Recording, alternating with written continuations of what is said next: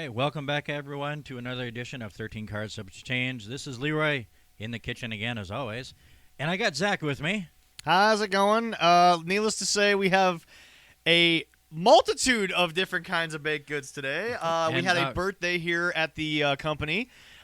Leroy's son, Evan, is closer to double digits. He's at 9. He's at 9. Recently had a birthday, and Leroy proved Jesse's point. Jesse will get to that in a second here. Oh, Jesse, yeah. Jesse's Jesse here. again, we got Jesse. Well, I'm happy to be back, guys. And you see, the sun proved my point in the fact that they got Bray Wyatt merchandise. Oh, there you go. Interesting. Okay. All right. It's like So- a limited edition with the Fiend Yep. with his belt, removable arms. He was so excited. So about we that. got a bunch of topics. A lot of them are quick but good. Yeah. First and foremost, I would like to say, because we did not have a show when it happened, ladies and gentlemen, today, 6 years ago, we lost one of the great young Mexican stars ever, really. Pedro Aguayo Jr. passed away in a match involving Rey Mysterio. In fact, Rey did the 619, which is where they all kind of figured out something was wrong. But again, I want to make this clear because we were not able to tell the story before. Pedro Aguayo Jr. passed away due to hitting the ropes in a the ropes are tighter in Mexico. Yes, they are, yeah. They're ropes wound a lot tighter, so right. those guys can pick up a bit more speed. Right, exactly. So it's just one of those situations where, you know, it's that perfect storm. I go back to Bo Jackson in the Coliseum. Yeah. Bo was feeling snifflish, Yep. but back then football wasn't what it was today. No, it's you not. played when you didn't feel well, Yep. and if maybe he'd taken the day off, Bo Jackson would have become 10,000 yards, 500 home runs. Easily the greatest athlete of all time. Oh, well, it's almost right there. non-debatable. Yeah, but the thing about it is, for me, is Pedro Aguayo Jr. was not feeling well before the match. Yeah. The match happens. He takes a bump. Rey Mysterio, thank God Rey Mysterio did not end his career because of that, and I know there was speculation that might happen. Very quickly afterwards, before details came out, Rey became the internet pariah for killing this guy, and I'm just like, first of all, Pedro Aguayo had probably watched Rey when Rey faced his dad, when Rey faced, all the. I mean, Pedro Aguayo Jr. knew full well what it meant to go in there and do it, and so again, another sad tragedy that happens live in the ring. Our love and respect go out to his family today, who obviously have to sit there and once again think about this every year, that this is what, and also, I mean, the faction he had down there was about to become probably the most popular. Oh, it was going to be the most popular thing. Yeah. in Mexican Oh wrestling. yeah, and and this one isn't also on the thing, but yeah. my condolences, our condolences to Randy Orton and his family. He lost his uncle recently. Yep. Bobby Orton was only 61. He's not, from what I've heard, he's not planning on not doing the match with Alexa. So here's the thing. Here's the thing. Consummate professional. Randy's third generation. Yes, he okay. So when you're a third generation star, there's one thing you know. The show has to go on with or without you. And I'm sure at this point in his life, Randy's at a point where what would my uncle have done if, say, my dad had passed away back in those days? Yeah. He would have probably gone. It's like you let people do what they want. I'm sure after the match, Randy will be given the chance to go home and do what he's got to do. Randy will probably do Monday Night Raw the night after if they've got anything planned for it. Unless they pull something out with the Fiend right, tonight too, which is a possibility. Yeah, but no. Okay, it's just here's the deal. The only time I've ever left work was ultimately I left work a couple hours early when I found out that Bruce had died from the lounge. But again, and when Tanya passed away, they let me go home, but that was only about a half hour left in my shift, so it wasn't that big of a deal. They didn't care that much. Yeah. But when I left work early for Bruce, people have to understand, I spoke to that guy daily. Yeah. We ran that lounge daily. Yeah. Gene wasn't even in the administrator group at that point. I was the only white dude, okay? We had Andrew Melby for a while. Melbs just wasn't active enough for Aaron's taste. Yeah. So Melbs was kind of like relieved of duties at that point. Yeah. But what it was was Marcus and I just posted so much in that lounge when we first got there that AB had asked us to come on. We did. At the time, it was just AB and Bruce. Yeah. And Bruce had always had health problems. And when he finally had passed, I was outside. It was the middle of winter. I was at work shoveling snow. I just happened to check my phone, which I know it's frowned upon at work, but whatever. I saw it. I had been buzzed by it. I went to, you remember Tim, who was working there at the time, one of our shift lead kind of guys. I wouldn't say guest service leader because that's something that's exclusive to our company. That's not something that everyone else does. But anyway, he's basically a shift lead, and I said what happened, and he basically just looked me in the eye and said, "You go clock out, you go home." And I had made a live video that night that I posted in the lounge. I had shed tears. I came home and just sat in my dad's office and just didn't know what to do for a good couple hours. But yeah, no, that's been the only time where really I haven't. Because it seems weird, but like my family, I'm about to be 30 years old next January. I still have all 4 grandparents. They are all going to be 90 as of next week. Wow. 90 years old, all 4 of them. Wow. You're a lucky guy. I've lost all mine. Oh, when I was in 4th grade, Yeah. think about this. Think about this. 4th grade. I'm 29 now. 4th grade. I remember kids were out of school because their grandparents had died, or they had never met their grandparents. And this was 4th grade. This wasn't, high school. This wasn't college. This was 4th grade. They didn't know their grandparents. And I'm sitting here like, look, when they pass, I will shed a tear. I will be sad. But I got 3 decades with these people, man. I mean, and it's like, but the way that they all are is like, okay, if there's a funeral, obviously the family will go, but it's like the next day, nah, man, you're going to work. My whole life, it's been, there's a holiday. No, you're gonna get paid extra money. Go work. You'll see the grandparents when you see them. Yeah. My mom's always had that mentality. It's family. They know you love them, but you got to take care of yourself. You got to do your stuff. And it's been hard, obviously, in 2020 because I haven't really seen them in a year, which is obviously the best thing I could have done. Yeah. Yes. But the thing about it is when you look at the scenario, when you all this, you have to let people do what they do and grieve the way that they do. If Randy's going to work the show, I'm sure he's got a heavy heart, but at the same time, Randy's a constant professional. He's been doing this long enough, and I'm sure his dad probably said, "You get your ass out there," and because it'd be one thing if they had just said this past Friday or Monday that Randy's going to do something. Yeah. This has been booked for weeks at this point. There's money into it. There's time into it. And I'm sure Vince Randy being one of Vince's guys really at this point probably would give him something. Yeah. But it's such a deep-rooted story on Raw. Oh, yeah. That I think Randy's just going to go out there, do what he's got to do. And that'll be great. So our love and respect go out to not only the Orton family, but the family of the Aguayos. Your son was a brilliant star in Mexico. Loved watching him for as long as I was able to. I didn't catch, really hard to catch a lot of lucha libre here in the States, but it's difficult because usually they wrestle around our times, so they wrestle around Central Times, but they're also like an hour and a half ahead of us. So it's difficult. Yeah, If you're like Willie down in Texas now, then you got a way better chance. Way better because they're being so dang close. Yeah, so. We're also here to report everyone in Japan is okay after the 7-2 earthquake. By now, I think the video that happened live during the New Japan event certainly freaked a lot of people out, but everyone seems to be everyone's okay.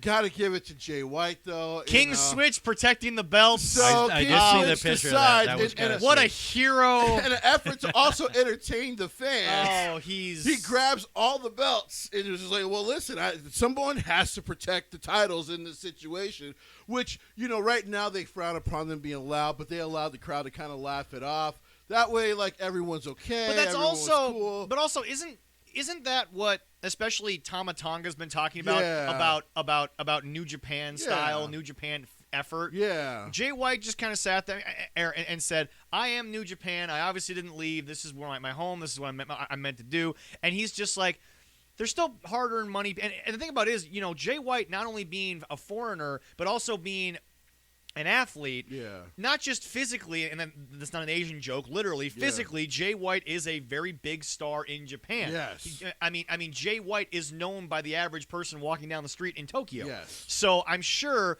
that, Jay is as most gaijins that are made big over there are very respectful of the crowd over there, and understood that everyone's in this building, everyone's a little freaked out. No tsunami. There was a warning for a little while. So far, Japan seems to be okay. Yeah. Nothing came out of it, which was fantastic to see. I think the biggest hit anyone took was Ospreay's girlfriend after he won the New Japan Cup. Oh yeah, we just gotta go through the punches. I mean, what Mother Nature. What a Can't moment, help it. by the way, for Ospreay to just straight up air cut his girlfriend right into the mat, and then just stare at Ibushi and be like, "If I can do that to someone I love, imagine what I'm gonna do to." just Ospreay. Like I said, we apologize to you live on the show, but my God, God, do I love to watch Ospreay. And it's starting to feel like it's getting close to his time over there. As far as have they revealed the new belt yet? They have not revealed it. Yes, they have. Oh, they have. They Okay. have. Oh, I have not seen that. I have not seen the design. It's weird because he defended the double championship. Yeah. And then I accidentally fell asleep. For people, if you don't understand, these shows come on at like 4 a.m. where we are. So like, it is tough. I mean, and they're only usually 2.5 hours. They're very easy to get through because they're very well booked. Every New Japan show is very well booked. But I'm usually tired by 5. So by the time I get to the end of the main event, I'm just ready to go to bed. Well, don't worry. I'm usually tired by 5 in the afternoon and need to take a nap. So it's understandable. But I have not. So apparently it has a bit of it's a semi-white but gold design now. Okay. Like I said, I have not. We'll have to look it up so we can kind of see what it looks like. Are you looking for that right now, Zach? It doesn't seem like anything's been officially announced. announced. There is a new champion, a little while. A new heavyweight championship. The Intercontinental Championship is technically gone now. But yeah, it will be Ibushi and Will Ospreay April 4th. Man, that's going to be a great match. I don't know who wins, but that's going to be a great match. How's the cake? Cake's fantastic. Yeah. Pleasure by the cake. I got my son a WWE Heavyweight Championship belt on the cake. He was so excited. Of course he was. Future champion. Yeah, exactly. Oh yeah. So right. yes, but yes, no one has been reported as injured, not just in New Japan, but just in Japan in general. Everyone in that seems area. to be, seems to be good. Okay. Now we're gonna move on here to the WWE Hall of Fame 2021 has a new inductee, and we're going to talk about this a little bit at length because I think there's a lot of controversy to this one, both on and off screen, but we'll explain in a second. Leroy. And I know last week we were saying, and I saw that rumor too, that AJ, CM Punk's girlfriend, was going to be in the Hall of Fame. Yeah. Not official. Nothing's been made official. It's total rumor still. Yeah. So, I'm a little disappointed in that. I'm hoping she will get in. I'm hoping so. What happened this week was that more and more rumor came out. Yeah. I'm thinking that came from WWE. So I'm thinking it's going to happen. Now, yeah. Eventually. The only thing is, if it happens, everyone's question is, I also will they let Phil come back and enter? Well, but I also want induct to point his wife? something out is that this has been the least reported thing involving Punk and WWE. The last couple of years, even Punk has said, I was difficult to deal with. Maybe I shouldn't have done what I did the way I did. So it's like even he's come out, and whether or not he believes that every moment of every day, he's come out and at least admitted he handled things probably in the wrong way. Probably wasn't the best. I'm not saying, folks, that he bent to the man. I'm not saying that he broke his moral code. Folks, you do stupid things in life, and then you look back on it, 4 or 5 years later. Stone Cold said he wished he'd never walked out, and but he did, and it's been made what it is. And people want to sit here and say, well, Vince shouldn't have made it public. This is the wrestling business. When you advertise something that doesn't happen, you got to write it in, folks. Yeah. It's an ever growing thing. So I mean, look, I think we're at a point now where and she just had her 34th birthday. Yeah, exactly.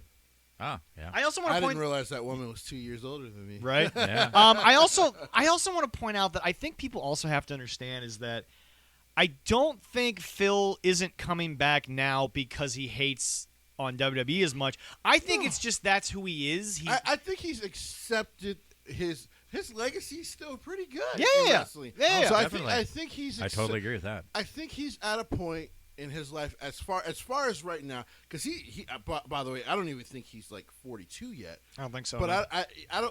I think he's pretty much accepted. Like, you know what? I'm good with my wrestling legacy. Yeah. It's really good. Like, he literally forced them to change the way they did things. Can I also point out? Can I also point this out, folks? You need to understand something. If you're listening to the show and you don't listen to as much as we have, if Bret Hart can come back for a Hall of Fame induction, there ain't no way anybody can't come back. I'm sorry, but and also with this year's next inductee. Ladies and gentlemen, the next announced inductee is... Oh. Drum roll. Eric Bischoff. Now, Very I want to deserving. point something out. The second I heard it, the very first thing that I said to myself was this. 110% he deserves it, but here's why. Jim Cornette agrees only on the WWE Hall of Fame, not any other wrestling Hall of Fame. But Jim has never believed Eric was much of a wrestling guy. But here's the thing that people have to understand, and we're going to go into this for a second. Okay. We're going to paint this out. There is a huge difference in sports, especially wrestling. Yeah. There's a lot of should-haves, could-haves, would-haves, and did happen. Oh, Regardless of what you want. Junkyard Dog was never the WWE champion. Yeah. He did get very big. He did get famous.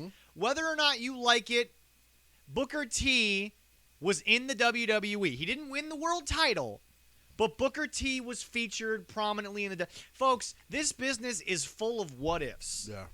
But at the same time, regardless of how someone like Jim Cornette, who we've learned over the past couple of years, it's not that he hates modern wrestling. He hates that people aren't taking it as serious as they did once. And I think that's really the main issue. Okay. But we're not going to talk about that. What I'm going to say is this. Regardless of the stories that everyone's heard, Eric falsified documents to get job at Turner, whatever you want to talk about, this, that. Folks, there is one thing in this wrestling business that is on camera. It happened. There's no disputing. And it helped name a podcast. 83 straight weeks, WCW beat the WWE in ratings. Yes, it did. 83 straight weeks. Eric Bischoff stole the invasion idea from Japan, but it got bigger in the United States. He proved that if you can and this is where Eric is more successful than I would say Kenny, in the sense that Kenny's trying to be the guy, but Eric just brought in stars to do the same basic premise. Because the original NWO in Japan was very successful in Japan, but because no one knows about it in America, it's because it was Hogan, it was Hall, it was Nash, and then it was obviously... You're the biggest stars wrestling had at that time. Exactly. Oh, it was. So Totally. So I mean, it's just, folks, you can sit there and you can talk about the deserving people. Folks, Eric Bischoff is a great on-screen heel. Yes, he is. Who had a great run not only in WWE but in the lore of WWE, because you can't talk about WWE without talking about WCW. Yeah. And ultimately, it's the Eric Bischoff version of WCW that ultimately gets the most credit. Yes, there was the Dusty days. Yes, there was the Cornette early 90s days. There was the 80s days of WCW. But the Eric Bischoff late 90s WCW is really the WCW that we all talk about today, the most prominently. And I know the one show we went to, we were lucky enough to actually, we didn't meet him, but we were there when he showed up. Eric, And yes. he got a huge pop when he pulled up there. Eric Bischoff is someone that, love or hate him as a wrestler, or I guess wrestling talent, he made his mark in the business, okay? He did. Yes, he did. And at the end of the day, look, Jesse can sit here and talk about the fact that Chuck E. T doesn't get the praise he does. But at the end of the day, Miro, Rusev, he has made a bigger on-screen national TV impact than Chuck E. T. Yeah. It's not a shot at Miro that he doesn't deserve it. It's not a shot at Chuck E. T that he hasn't gotten what he's deserved. Chucky's just been doing what he's been doing. Yeah. Chucky never got that look. He hasn't gotten that lucky. Folks, Eric Bischoff deserves to be in the WWE Hall of Fame because he is as entrenched in WWE lore as anyone, and that's just a fact. I think, to be honest, I got to be honest with you guys. You want to know why I think he ended up in the Hall of Fame even more than that? I think because for people who don't know, him and Vince are actually on really good speaking terms nowadays. He wasn't mad when Vince fired him. No, because no. I think it just turned into something that just didn't end up working out. Yeah. Business deals fall through all the time. But I think even Vince had to look at Eric Bischoff as a whole and go, the son of a bitch made me do something I never thought I would do because he was winning. Yes, he was clearly winning. Well, and the thing about it is Triple H even talked about it in Thy Kingdom Come that Vince may not respect in the moment, but he might respect someone who stands up to him or has the ability to say something to it. And yes, maybe in his older age, Vince wants more yes men. Whatever. I think when you get older and you're at the level of success he is, yes men just help keep that alive. Because when you get older, you get more paranoid. You don't know if you can actually get to the sustain what you sustain. Yeah. But it's just look, Eric Bischoff. I don't care if you like him personally. I don't care this that. The guy is a forever name in the wrestling business. Okay, when we all started, when 10 million people were tuning into both Nitro and Raw, Eric Bischoff was the figurehead of Nitro. Yes, he was. Oh, yeah. So it's just, we can all sit here and we can all say, okay, it was other people that helped him. It was Turner's checkbook. Folks, Eric Bischoff has made his print in wrestling. Now, there are plenty of great territory workers who never got a shot at the big stage. Yeah. That is just a fact. That's just the way that it goes. There are guys who have worked as agents in WWE that were made to look like, and I'll say it, stooges, and people don't realize they were highly successful wrestlers during their day.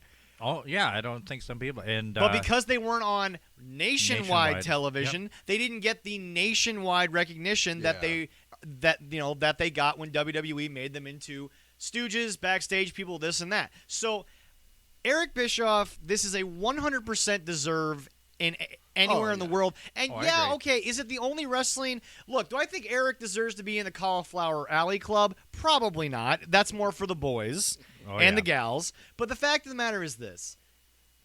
A Wrestling Hall of Fame cannot deny that one of the biggest, most televised wars in the history of their business, Eric was the general on the other side. Yes, I mean, we're gonna sit here and see. This is what bothers me, especially now with a lot of the AEW fan base, and I'll explain in a little bit here what I mean by that. We'll delve into that, folks.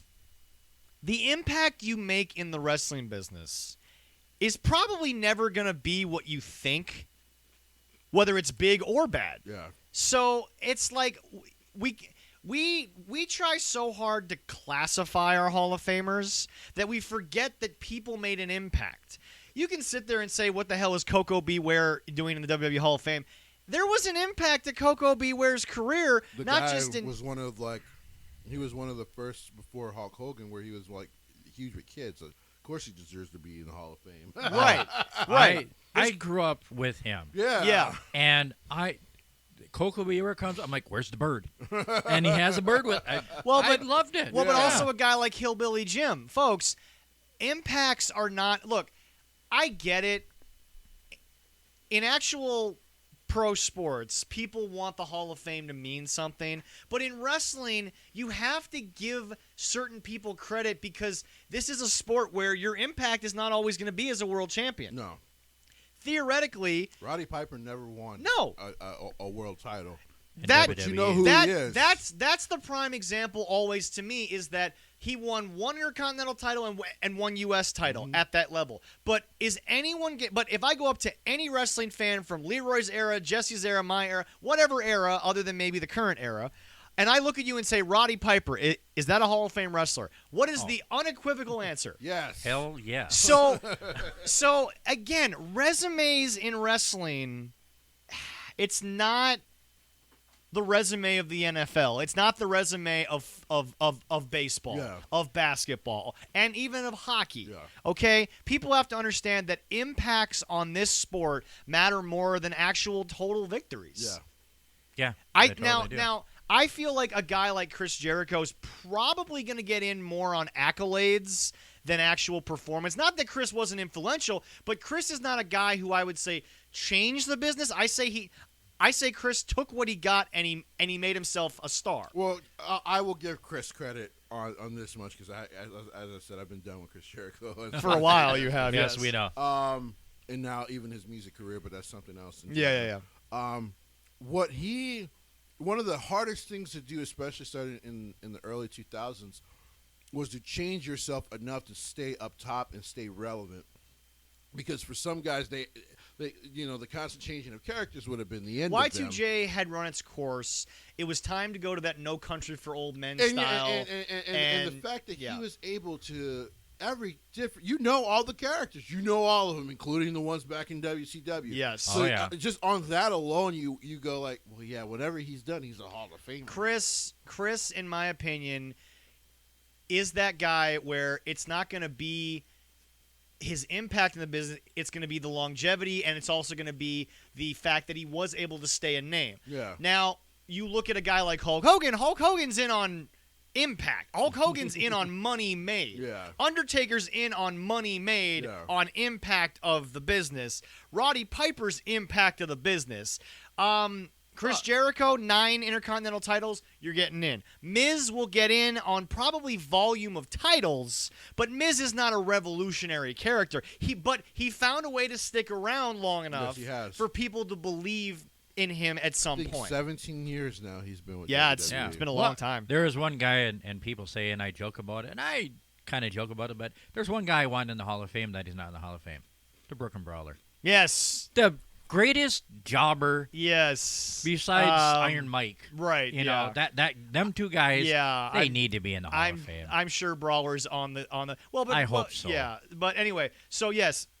I don't think you remember him. Yep. You'll always remember Brooklyn Brawler. Always remember Brawler. Okay, yes. but also when Cena did his little bits on there, when he swore, he goes, and also Brooklyn Brawler came out because when he was swearing, Brooklyn Brawler came out. But yeah. That was just funny in itself. I'm like, what? So Cena loved the Brooklyn Brawler. Yeah. So again, I don't think anyone's going to dispute that, look, regardless of if he was ever a wrestling guy, his impact in the wrestling business is undeniable. I totally agree. Like I said, on the fact that he forced Vince to change alone, I think it's. You also got to remember, here's a guy who was at the top of a company who never made himself world champion. He was smart. He was smart enough to stay away from that. He helped you guys become world champions. Vince did it, but he did relinquish the championship. But can we also point out that when Vince was doing stuff like that, and it was interesting when Jim Cornette was talking about Eric Bischoff getting to the Hall of Fame, he made sense. When Vince was in the like being Satan incarnate gimmick, that's arguably the greatest heel in the history of wrestling. Oh yeah. When Vince was just the ultimate heel, giving it all to himself. Yeah. Whether Vince killed the wrestling business or not, the greatest heel is probably Vince McMahon at that point in time. Oh, yeah. When he was just the incarnation of evil to the wrestling fans.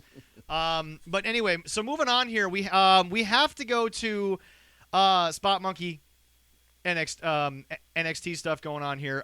Ladies and gentlemen, AEW had a show in which, once again, we have 2 topics today that I added that these two are unaware of. We're going to get to them in a second, but first I'm going to explain what Spot Monkey was, and then we'll get to my point. Okay. Number 1, we had a show, which, by the way, Elevation happened. Yep. In my opinion, so far successful. Yep. I enjoyed it. Big Show, despite never really having a commentary role, seemed to be okay. Yeah. Tony Schiavone should never be the lead commentator. I agree. That's nothing against Tony's career in the business, but he's just not a lead commentary guy. If anything, I would have put Jim Ross on Elevation because I think Jesse and I talked about this off camera. I feel like Dark and Elevation get less scrutiny on the commentary than Dynamite does. To me, the big difference is, Excalibur to me should be their lead commentator because he understands. One, he understands how to call a match for modern audiences. Yes. And 2, he actually understands all that talent that they have there. Yes. Because he's already worked with them before. Yeah, he has. Yeah. So. But anyway, I think my only problem with either one of them is so many matches. Yeah. I mean, one after they boom, boom, boom. They don't. Well, but that's what Dark and separate Elevation is anything. supposed to be. But then again, that's what also Velocity and Heat were. where they were just kind of more matches than backstage Now, what'll stuff. be interesting, though... I think they could do a little backstage stuff with it to help True. things But anyway, flow. But anyway, back to my point. Go ahead, Jesse. But Yeah. I want to give Leroy credit. Yeah. But and this is why I was telling Leroy off camera, give Elevation a shot, because what I did see them try to start doing was some of the, because I know they did a backstage stuff. It with seems Will like Hobbs. it seems like, if I may interrupt, a combination of Dark and Dynamite. So I think they want to basically turn Elevation into the second show. Right. Now I have, this is a rumor, but apparently what Tony Khan is hoping for is to turn Elevation into that second show that TNT might want to go, okay, let's Pick up, you mean? Yeah. Well, TNT let's goes, move what, we like to this. one of Let's our shows. let's pick this up, because TBS has nothing going on Mondays. They really or don't. Like Tuesdays, and they can be like, listen, or even Thursdays, so they can be like, listen, we'll pick this up. We'll put this on TBS on Thursday. You'll have Dynamite on Wednesday, because what they want to do is they want to keep Elevation pre-recorded, but they actually want to turn it into a main second show. So, like I said. I would give it time, because I saw the seeds of like, okay, this should probably be more bad, because at first it was like, okay, this feels very much like Dark, which works for Dark. Yeah, because exactly. They're trying to build young stars. But anyway, so. back to my point. You had a Dynamite in which, and again, I might be combining 2 weeks here, but we haven't covered Dynamite fully in 2 weeks. We now have the Pinnacle. Yeah. This was this past week. MJF finally gets to be MJF.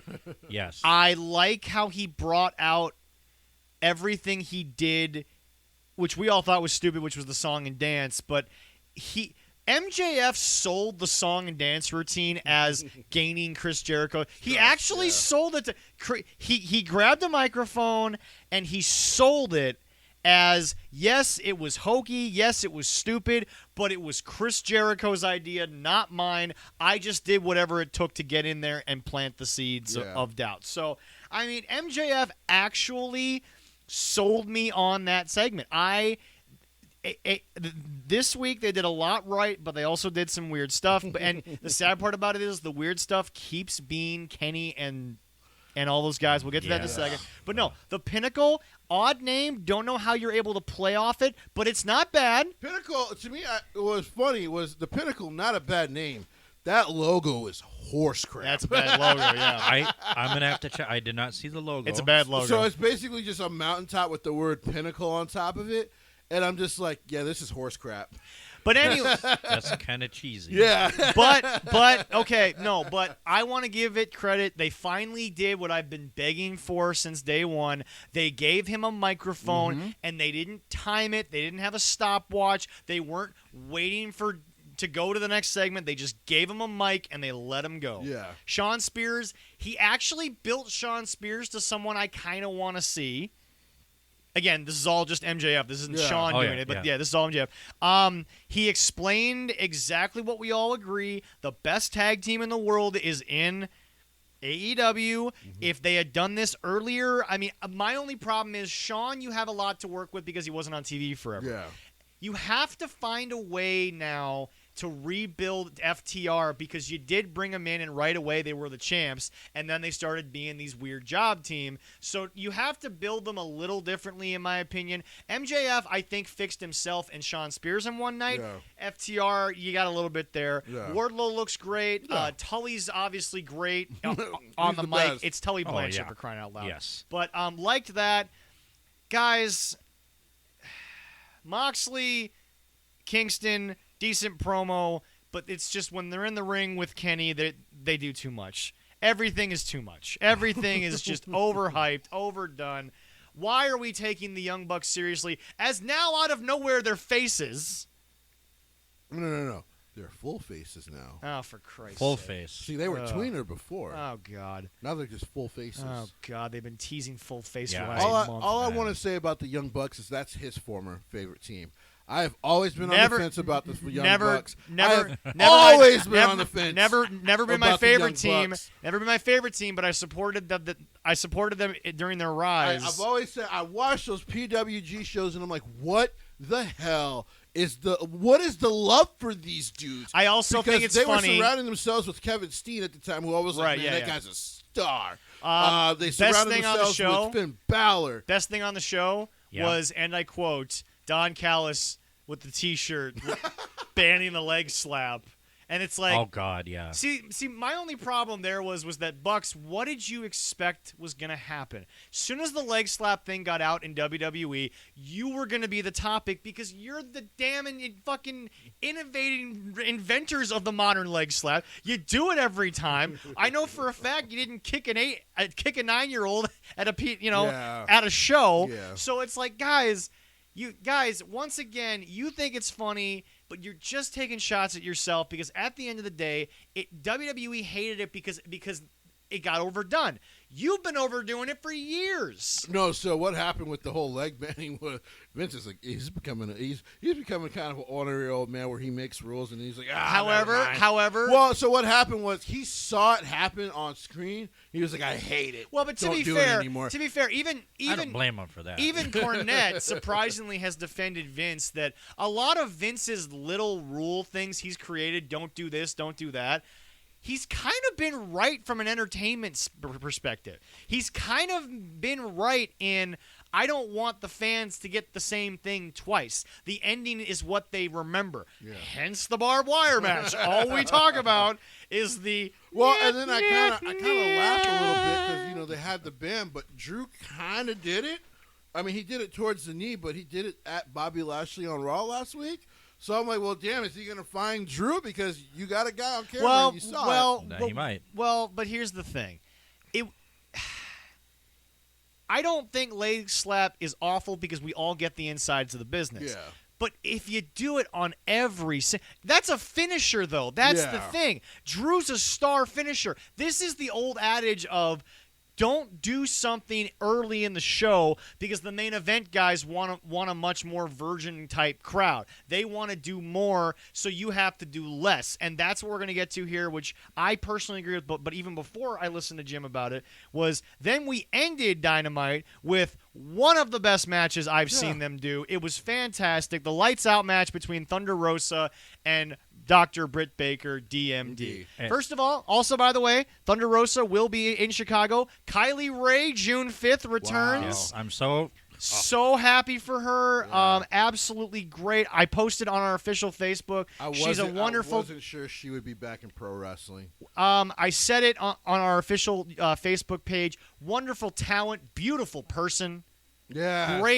Great person. Yes, she is every bit of respect that you need, that you deserve. Yes. She was so happy to have us help out at her show. Leroy remembers just a very good person. Great gal. Yes, and I have to say, I have to applaud that she is coming back. Very happy that it has now been officially announced June 5th she'll be back into wrestling. But not to this Rosa Britt Baker match. I just want to say to Kenny Omega, who books the women's division in AEW, do you see what happens when you just let the girls do their thing? No. Do you see what happens when you let the smart girls just do their thing and you don't Because, try to there you go. control them? Well, here's the thing.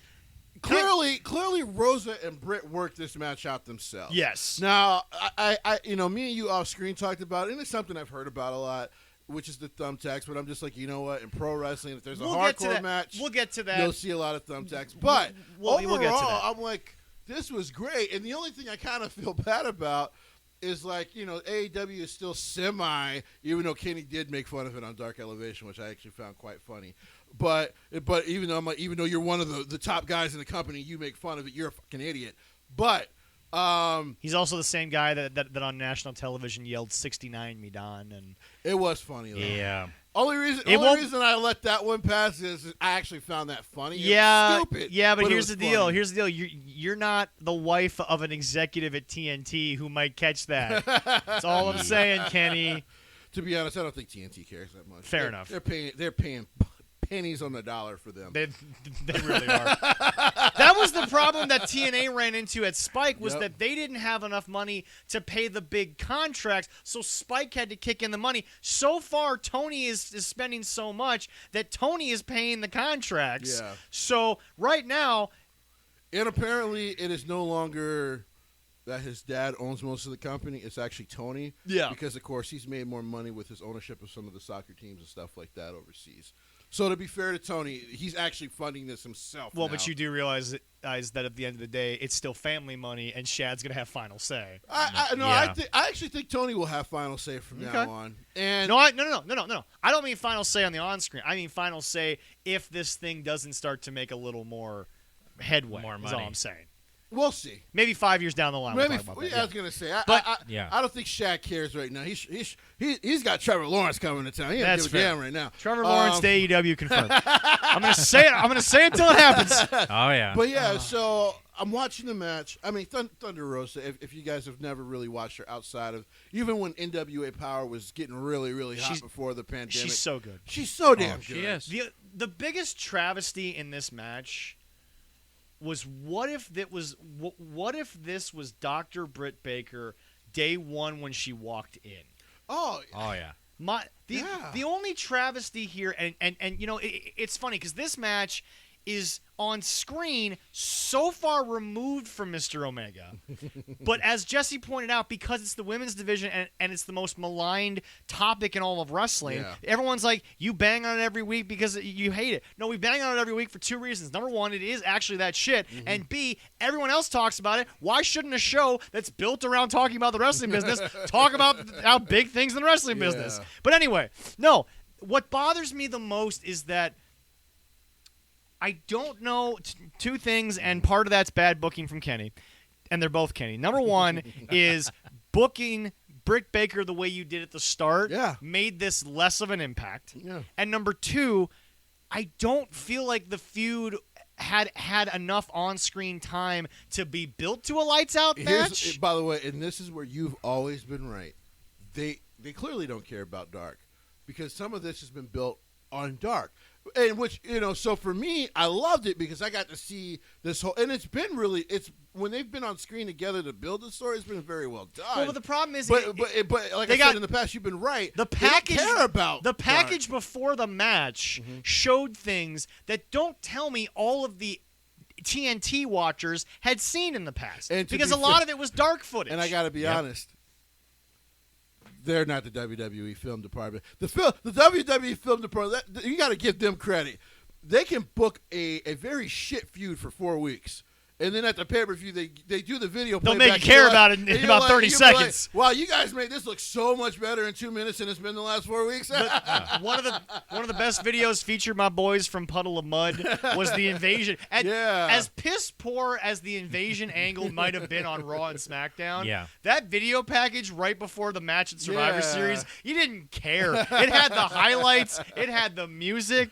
They picked a great song by Puddle of Mud. Yes, it they was did. crazy. It was so good. Well, and you didn't care. I'm glad, I did not see it live. I wait later, and we were sitting down, me and my kids sitting down for lunch, and what did I do? I popped on that match and watched that with my kids. Here's a question. They enjoyed it. It was good. When I talked to Cal last week about deathmatch style, hardcore style, was this not the prime example of what I was trying to explain could be a hardcore? This was the best version of CZW that you could get. Oh, yeah.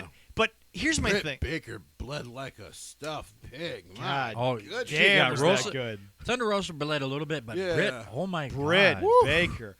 But no. Wow. And then that smile at the camera. But I just want this girl is good. She's only been in the industry for 4 or 5 years. She's very good. My only thing about it is I've always seen thumbtacks reserved for certain people because of their style. Yeah. I think that was the only thing that was overdone. But if I can explain this from top to bottom, go for it. Folks, they told a story. They're both clearly well-trained. They can work. Oh, yeah. Up until, I think, the thumbtacks, the weapons made sense.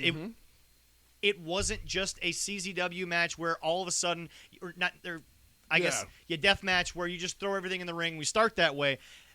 Reba was in enough. I don't think she played as much a part in the match as I think people thought she would. I think it was a real Thunder Rosa victory. It was Reba went through the table, but she was very underutilized in the match, which was great. Yeah. They both seemed to come out with fire. They both seemed to have gotten it. Yeah. They understood it. I don't understand, in my opinion, why we had jumped and leaped so quickly to a lights out idea, but And Jim argued this on the podcast, but I'm going to disargue it because I think that this is the correct wrestling fan today, is that, look, I don't think the wrestlings of today thinks as much as it did yesteryear, in which, well, shit, if a 120-pound girl just went through tax and kicked out, what do we have to do to get this audience rise? I think the wrestling audience can pull back from that. Yeah. They can still enjoy the show. Yeah. I think a big move like a choke slam can still have an impact, even though you just saw a 120-pound girl fly through a table and still kicked out at 2. Am I wrong, Leroy, or do you think?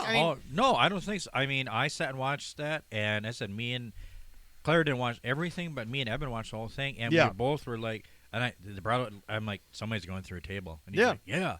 I mean, he was excited. I'm like, did you see that ladder shot? He was like, yeah. Watch the replay. Boom. But I still think that Eben, being the prime example, only being now 9, is he can also go back and watch RVD's 5-star frog splash, and he can still get excited about that just as much as he did. The ladder gets shot. excited about a lot of things. Exactly. So I think Jim was a little overcritical in that. But here's now where I kind of need to pull everybody back, and I need people to understand. This is the same topic, but we're going to move on to one of the secret topics, which I put down as AEW versus NXT. No, this is not a discussion of ratings. This is a discussion of, if you watched this past week's NXT, that show flowed beautifully. Yes, it did. Every match made sense. People are looking like stars. Yep. People are doing the correct things. And regardless of how you think NXT's gone through a lull with everybody getting moved around, called up, whatever, the AEW versus NXT is, sadly, I hate to say it, it's in Vince's wheelhouse right now. And here's what I mean. Nitro and Raw were very similar in star talent and even actually, I would say, booking. The problem is formatting. The problem is the schizophrenic nature of Dynamite, I think, is eventually going to hinder their ability to raise that audience even after NXT moves to USA.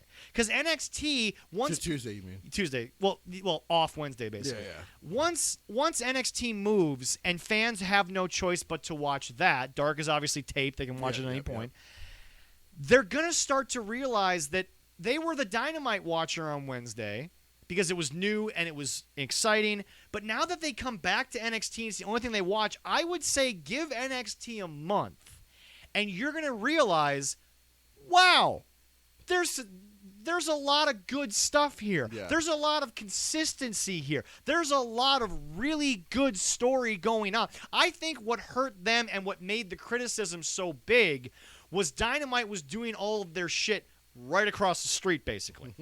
Yep. Because Leroy has said he's watched NXT and said, I don't know why so many people in the lounge were down on NXT this week. It was a great show. Because WWE is winning, and it's in Vince's wheelhouse because Vince understands that you don't have to do everything you want on a random Tuesday. No. You can save it for a pay-per-view, and you can have a show that, is it the fireworks of the Great American Bash? No, but it at least gets you to the Great American Bash. There's a term in the business, we talked about it recently, the go-home show. The direct show, that's not an actual term, but it's like the show directly following the period. There's elements to this. And I think that the reason why this is Vince's wheelhouse is we've talked about it. Jim Cornette said we will win the war if we're the more consistent TV show. Yeah. We've talked and questioned, and I get it. Corey was very complimentary. Cal's okay with it. A lot of people, well, Cal was obviously the new guy to it, but Eric thinks the same thing. I'm not saying they're going to die without NXT, but I don't think they're going to have the raise that people think in ratings, because here's the thing. Your section of the audience wasn't changing the channel to begin with. Yeah. But now that you're going to bring in the people who are watching NXT, it's a completely different formatted show, as well as the booking. Mm-hmm. So you might have talent to match, but if Chucky T, as you said, is one of, I believe you said top 5? I think top 10. Okay. So let's put Chuck in the top 10 guys in the ring. Yeah. If he's booked like a joke like he has been, unfortunately, he's not going to be above Karrion Kross, No. who is probably just another big guy. Yeah. I mean, and Karrion, it's funny because Karrion actually has some technical ability, but Karrion is, I've always thought Kross was a little slow in the ring, but he's booked very well in NXT. But again, the mystique of Kross is the mystique of Scarlett. She is the true star there. Well, yeah. She is. I look forward to when they finally get her in the ring. That's going to be a unique. Leroy's going to enjoy the outfit she'll wear when she gets in the ring. But I enjoy the outfits right now. Fair enough. I don't know how. I don't And by know the way, how it folks, can get any better. And by the way, folks, for anyone out there who just tunes in who thinks we're sexist about that comment, she wanted to bring sexy back to wrestling. That was whole her thing. indie. She wrestled in 9-inch stiletto boots. She don't care about us drooling over her because that was her whole. That was the whole. That point. was the point. She was draping herself all over Big Papa Pump. Yep. But here's my point. I would love her to do that. As long as he doesn't start talking math, he would have been okay. Exactly. Well, that's true because he was right though. Do the math though. That entire promo comes out to be correct. I've done it 4 times. It is not right. Okay, but you have to do Scott Steiner math. Yeah, exactly. And then it works out. Yeah. There's a difference. From the Steiner House of Math. Anyway, no. It's a little scary, too. But no. Leroy has watched a lot of NXT. Occasionally, I can twist his arm and get him to watch Dynamite. But Leroy has said Dynamite is a hard show to follow. And it is. It can be a hard show to stick with for a full 2 hours. Yeah, I mean, if there are certain segments that I want to see. Yeah. I'll watch. I'll find them on you. Like I found the Britt Baker match. Yeah. On YouTube. I watch it. You asshole! I had to watch the whole damn thing on Hulu. Sucks to be you. Yeah, I know. You know, if Top Flight, you know, if the boys are on, I'm gonna watch that. I mean, you know, different things I will watch. I will pick everything out. I mean, they had the behind the scenes after. The match went. Here's another thing, and that was great. Okay, too. okay. I wasn't gonna get to that yet, but okay. Yes. Here's. He brought it up. Yeah. This is another problem I have. And look, we all know the veil has been removed. The slap heard around the world, the veil was removed. But here's the deal. WWE does the same thing, so the fans can't fault me for saying that I'm ignoring WWE. But that doesn't come out until it's like a backstage documentary a year, 2 years later, 6 months later. We all know Seth Rollins went to the back and hugged and kissed Becky Lynch, even though he was a heel. But nobody told us that until Becky was the top face living her dream. So it's like, guys, I don't need to see. And by the way, if it's a fan video, I get it. There's nothing you can control there. Yeah. But for the love of Christ, you filmed it. Yeah. And then you filmed Britt Baker saying you think we're going to get a 5-star rating from Mel. Guys. Yeah. Come on. I heard that and I was like, really? You want to get a 5-star rating from him? Which, by the way, according to Dave, 5 stars is bad because apparently the scale goes to infinity. He said this to someone. Apparently the scale can go as high as he wants. And I'm like, so you just told us your 6-star matches are trash. I have stuff on AEW to be mad about right now. Don't get me. Okay. We're not going to talk about Dave. We'll leave that one for another day. But no, this is so Leroy is kind of my test group here. Jesse, you know, you've been a bigger fan of Dynamite longer. Yeah. But is it not a hard show to every week try to follow? The one part I will agree is it's very schizophrenic, and I think they think it's more fast paced, but it's very schizophrenic. Only reason it's easier for me to sit through, and Raw has gotten better. Yes. But I've watched Raw the last 6 years, in that 3 hours when Raw is bad, it's hard. Right. Because it starts to drag. Right, but my point... I will agree, it is schizophrenic as hell because they think it's fast-paced, but it's like, wait a minute, you just cut something that you could have spent longer time on to go to a quick backstage segment, which you won't even focus on. Which, by the way, is every freaking segment has a backstage bullshit. Yeah, it's part of the afterbirth. The problem here is that the schizophrenicness comes from you just wore me out with a 20-minute match, and then boom, I'm backstage. But then not only 3 minutes later, I'm back to another 20-minute match. The problem here is that what people need to understand about the wrestling business is this: Vince knows how talented certain guys are. Yeah. But here's the deal, folks: you save the talent for the gate, for the money fight, for the pay-per-views. You give them 20 minutes on a pay-per-view. You don't give them 20 minutes on a random Raw. You don't. Unless, of course, it's a 20-minute match that eventually leads to somebody screwing them over in the end. Now, to be fair, though, the one thing that has made Raw better is some of those matches they've actually given time to. No. It depends on who's in and it, it too. depends on what's going on. Like, they gave Drew and The Miz actually went about 25 minutes. But Jesse, my point is this: is that that's fine. Yeah. But every match in every match AEW is about 15 to 20 minutes long. It's and by the way, I want to point something out. If we take away the matches that are only 5 minutes, it's a 10-minute afterbirth. It's every okay, let's call them this. Every segment in AEW is about 15 to 20 minutes. WWE has a segment that, boom, it's gone. Yeah. And they don't even talk about it, which is fine because it at least brought you away from... And by the way, folks, that's not schizophrenic. Schizophrenic is when you go from a 20-minute tag team match to a 20-minute tag team match that is from a feud when you just had a 20-minute world title tag team match. Now you're on a 20-minute tag team match between Miro, Penelope Pitstop, which, by the way, for those of you listening, he wasn't calling her a slut. There was actually a show called Wacky Races where her name was Penelope Pitstop. For all of you that tweeted about Jim Cornette calling the girl a slut, what guys, happened with that? Okay, let me explain. Did he actually call her a slut? No. It's Jim. So I'm sure. Okay, first of all, there's a 52-minute video of a corny clip where he basically. I'll have to watch that one. He made a bunch of slut jokes after the fact. Okay. But the original reason he broke Twitter and the original reason why everyone's favorite Minnie Mouse wearing idiot Miro. The biggest reason why him and the most unintimidating wrestler in the world, Kip Sabian, went on Twitter and said, "We will come to your house and drop the wrath of God upon you." Kip Sabian, you scare no one. Man. Here's the deal. The reason why that happened, Leroy, was because during a review, he referred to Penelope Ford as Penelope Pitstop, which was apparently a euphemism for truckers taking advantage of her at a truck stop and her being...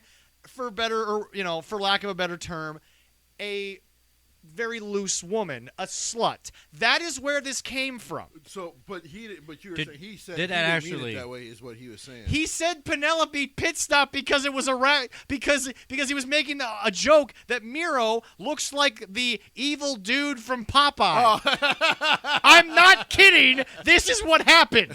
I could understand that. Okay. But did she actually? Did that actually happen to her, where she was like a pit stop? No, or is that total fake? No. He Okay. called her. All right. He called her Penelope Pitstop in passing because he comes up with nicknames of everybody on the show. And he said Penelope Pitstop, and because again, it was a show called Wacky Races, which I watched as a kid, which you watched as an old cartoon. It was an old Saturday morning cartoon. Yeah. Oh, wait a minute. Yeah, the I Wacky think I know Racers, with Dick Dastardly and his dog, and they were racing. Yeah, Thank you. Yeah. Oh. Penelope Pitstop was My the female memory driver. something- Yes, exactly. There you go. Yes. The 1850s were a long time ago. My brain gets frazzled. But no, Penelope Pitstop, which a name that no kid on Saturday morning gave two thoughts to. No.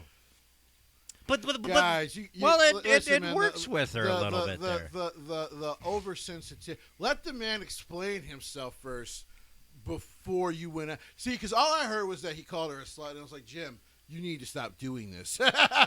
But now that you've explained it, because I don't listen to Jim's show anymore. Also, I hate to be that guy, but we went back to Scarlett's indie gimmick.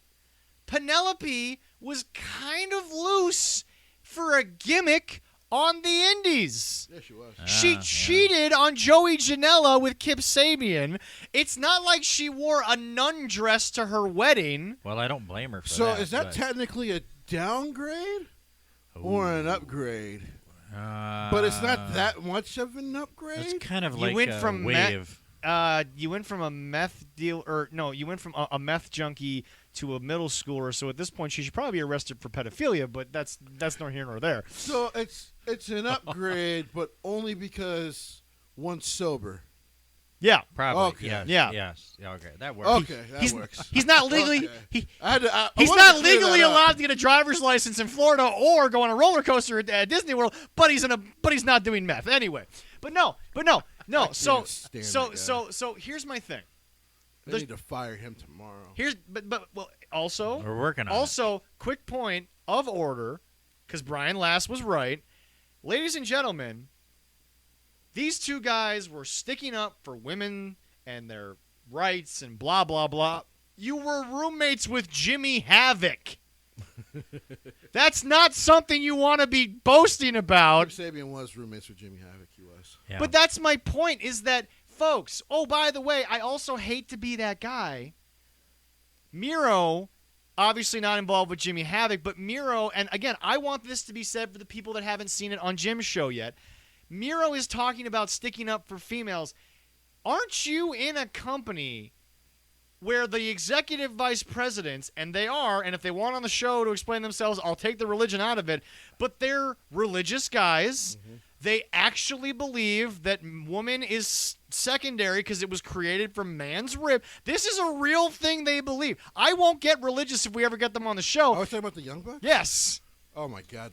They shouldn't be talking about women are less than. Have they seen their own wrestling match? You know what? That's the problem. They have seen their own wrestling matches. That's right, yeah. Okay. Now I get the Young Bucks Okay, so problem. time out. Leroy, Yes. in respect to you, let's take the religion out of it for a second, okay? Yeah. We're not going to go into that because, obviously you and I have talked about this, whatever. All women are better than the Young Bucks. All of them. But Leroy, Everyone- I got some exes that live in this town here that are way better. Wait a minute. No. The Young Bucks are better than my ex. That's fair. I don't know, man. You don't know her? Trust me. Leroy Trust me. prefers young deer to a big walrus. Anyway. I guess. Yeah. But anyway, okay. So you know what? To not even quote Brian Last, let's now go to a different idea of the same thing. Yeah. So you are talking about giving women a better name, better platform, whatever. You're in a company that has the worst women's division in all of pro sports. Yeah, it's bad. WWE, at one point, yes, their women were slutty. Yeah. But, folks, that was television. You weren't on TV. You can't say shit because you weren't there. But my point is this, is that this company has given us Becky Lynch, Charlotte, Rhea Ripley. They are phenomenal, and they're presented as stars. Yes. They're elegant. Charlotte is not just the queen. She looks like a queen. Yeah. But you're telling me that you're standing up for women. So how about you go down the hallway to Tony Khan there and tell him to start booking the division better so they don't look like jokes. Oh, you know what? I would not be against him booking the women's division. Can't be any worse than Kenny at this point. As long as you get it away from pedophile Kenny, I'm cool with it. Yes, Kenny's a pedophile. The more I learn about Kenny Omega, the less I like him. Is all I'm saying. Well, we're not here to talk about anything in Kenny's personal life. And he likes playing with plastic, but Rio's only 20. Anyway, continue. Well, as I've said before, my fiance was 18 when I met her, and I was 25. But you know what, though? Kenny's 3 years older than me. No. I know. That's like me rolling up in here with an 18-year-old. You'd be like, guys. You guys would be like, yo, yeah. I get it. She's hot, but what are you doing? But to get off this, guys. You guys, stop shaming guys. If you don't know what they actually meant. Not only that, but can we also point something out? Whether or not you took that statement wrong, you guys have been 3 of the most unwatchable and uncaring segmented people on this show. They have been deeply The unwatchable. best friends actually went down in position on Dynamite when they started wrestling you. Yes, they did. They were in the tag team title hunt. They were wrestling at the top of the show. Orange Cassidy was a huge contender for the TNT Championship at one point. And now they're dealing with you. So you want to sit up here and, like I said, we're not going to talk about the religious stuff. Yeah. That is for a different show. It is what it is. I was just trying to get Brian's last point out. Yeah. But my point is this, folks. If we just put it in context, you are one of the lowest rated things on Dynamite. Nobody that watches Dynamite. By the way, this wedding thing was the most dud that I think I've ever. Here's the deal: it was a bigger dud than the end of the barbed wire match. Yeah, it was because bad. you did nothing but build this for 3 months, and then I didn't care when it happened. Yeah, it was bad. And by the way, what's worse is you chose that segment to be your actual wedding. Triple H and Stephanie actually had a real wedding. Had a real wedding. You guys chose that. Oh, to which be your one? Wedding. The real one. Oh, the real one. Okay, because the real one. But it's just here's my point. Before we get back to our original topic, obviously I love the segue here, but here's the deal: you cannot try to explain to me that Jim Cornette was a shamer when he quoted an old cartoon. Yeah. That you obviously are too young to know about, Kip Sabian, Penelope Ford. It was clearly taken out of context, but we got to stop doing that. You have to allow people to explain what they mean. Which I'm guessing he did. Oh, Jim explained in detail what it was. However, there was a fast. However, there was a moment where Jim was, and folks, if you thought he was serious, this is Jim Cornette. Okay, he sarcastically was like, "Now, Brian, if I had said and this instead of what I actually said, then I could be considered calling her a slut." And he just went on a bunch of slutty jokes and cum dumpster crap. Sorry for the folks out there, but Jim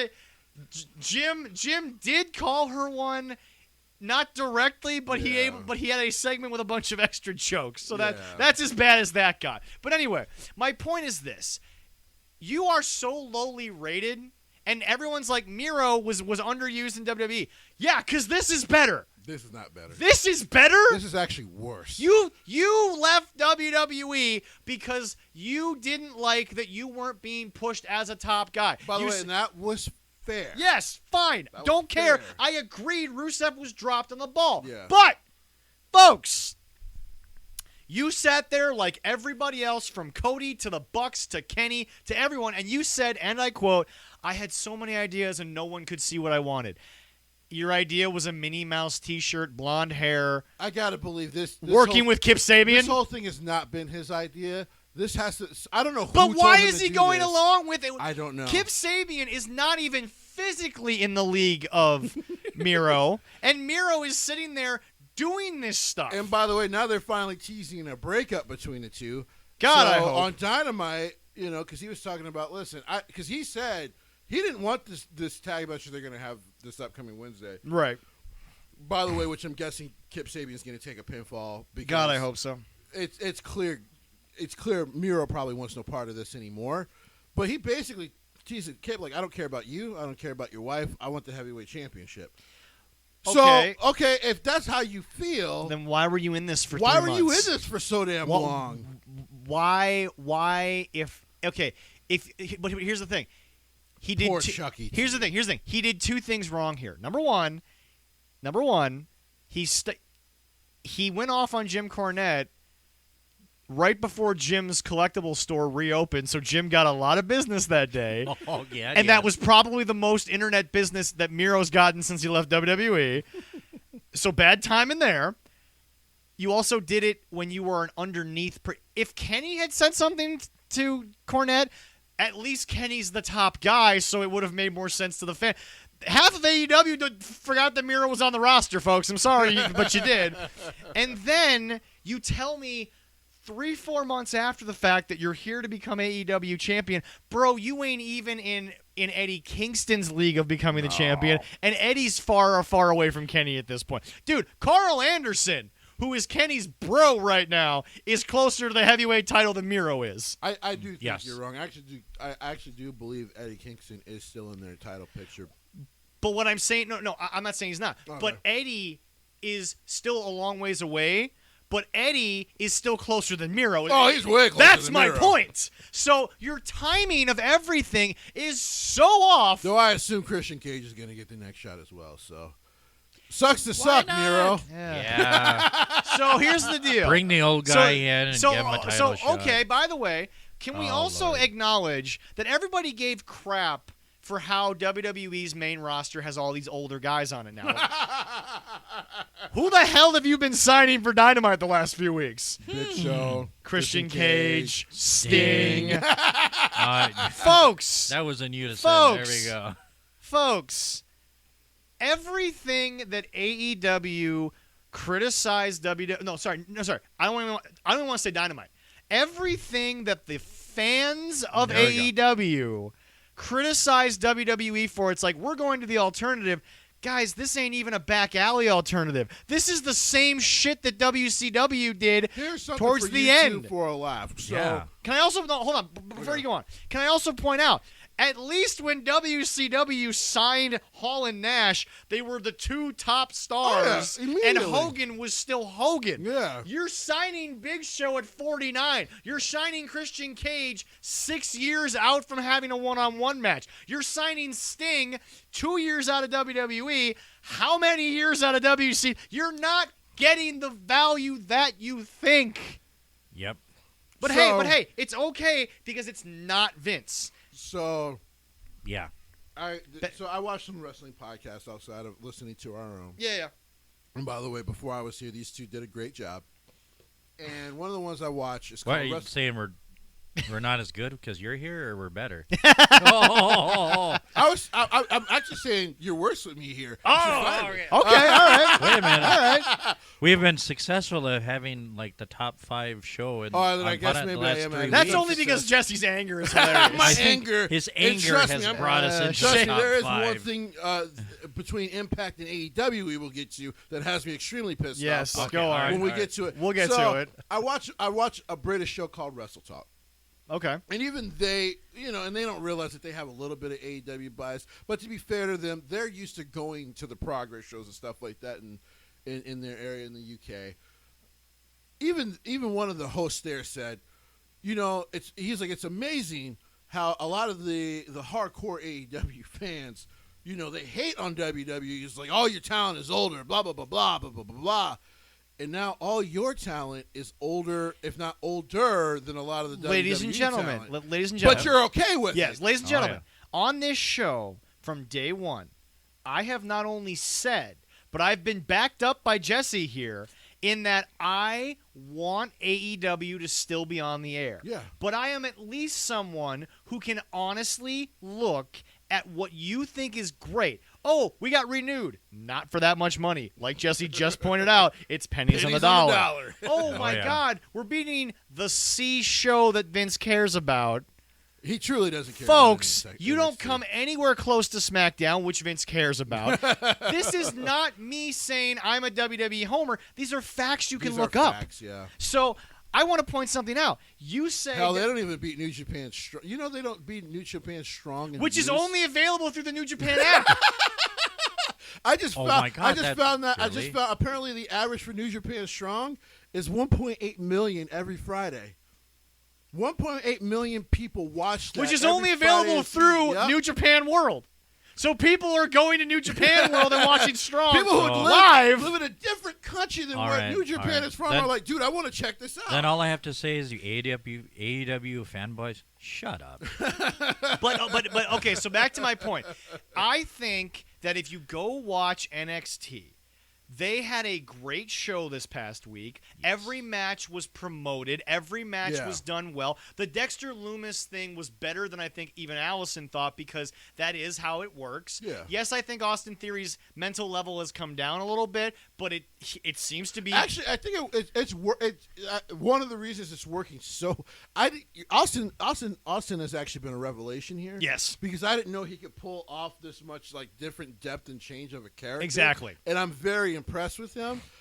Dexter, like I said, I think Dex. It's funny because I actually think Dexter Lumis is underused in NXT. Oh, yeah. Yes.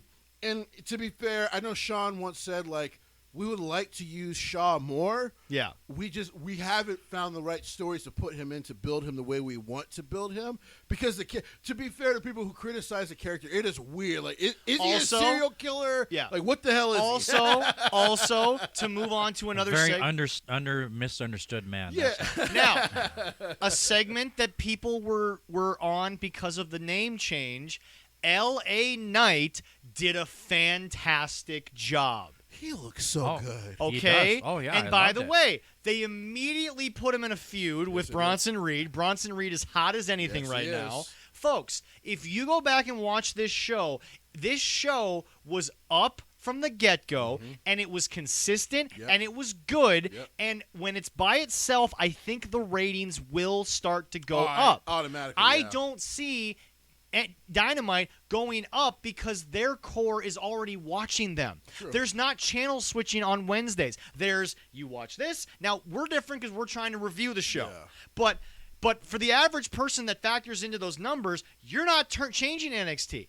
You're not. And if you are, it's just to see what's happening, and if it's something you don't like, you immediately come back. Go back. So here's the deal.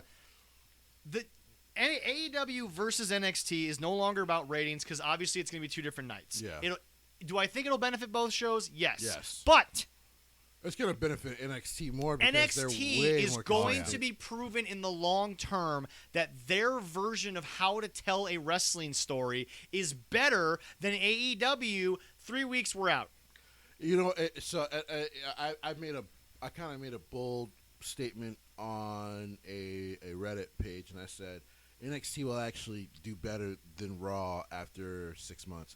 And I know for people that sounds crazy. But No. Seriously, I'm like, the more eyes get on how consistently good this product is. 2 reasons why. They'll be like, yes. 2 reasons why. Paul, despite what people think being under Vince, has found, in my opinion, the best combination of Dynamite and Raw. Yeah.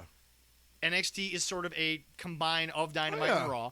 And then I also think you're right because of this. I think Raw, even though it has been getting a little better, it had such a stink for so long. Yeah. It's going to take about a year for Raw to come back around to where people want to watch it consistently again. And unfortunately, because as I've always said, the worst thing that happened to Raw, especially recently, was that SmackDown got so damn good. And on top of that, you don't have cable, Leroy. No. So guess what? Fox is accessible to anybody. Yes. Mm-hmm. So now a really great show every Friday. Yeah. More and more people are like, "Yo, I like this," and they're watching more and more.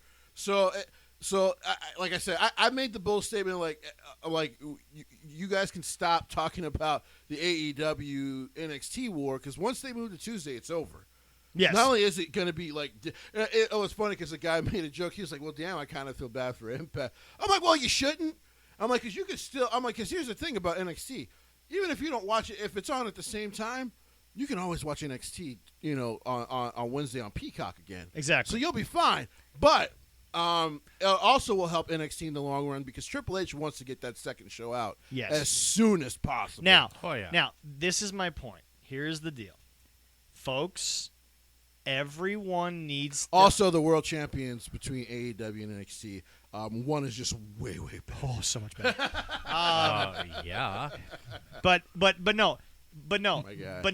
This is my point: is that we've been talking on the show for the last couple of weeks that AEW is going to have to come down to earth at some point. Yeah. We think in the next couple of months. Yeah. Here's the deal: when you don't have a competition.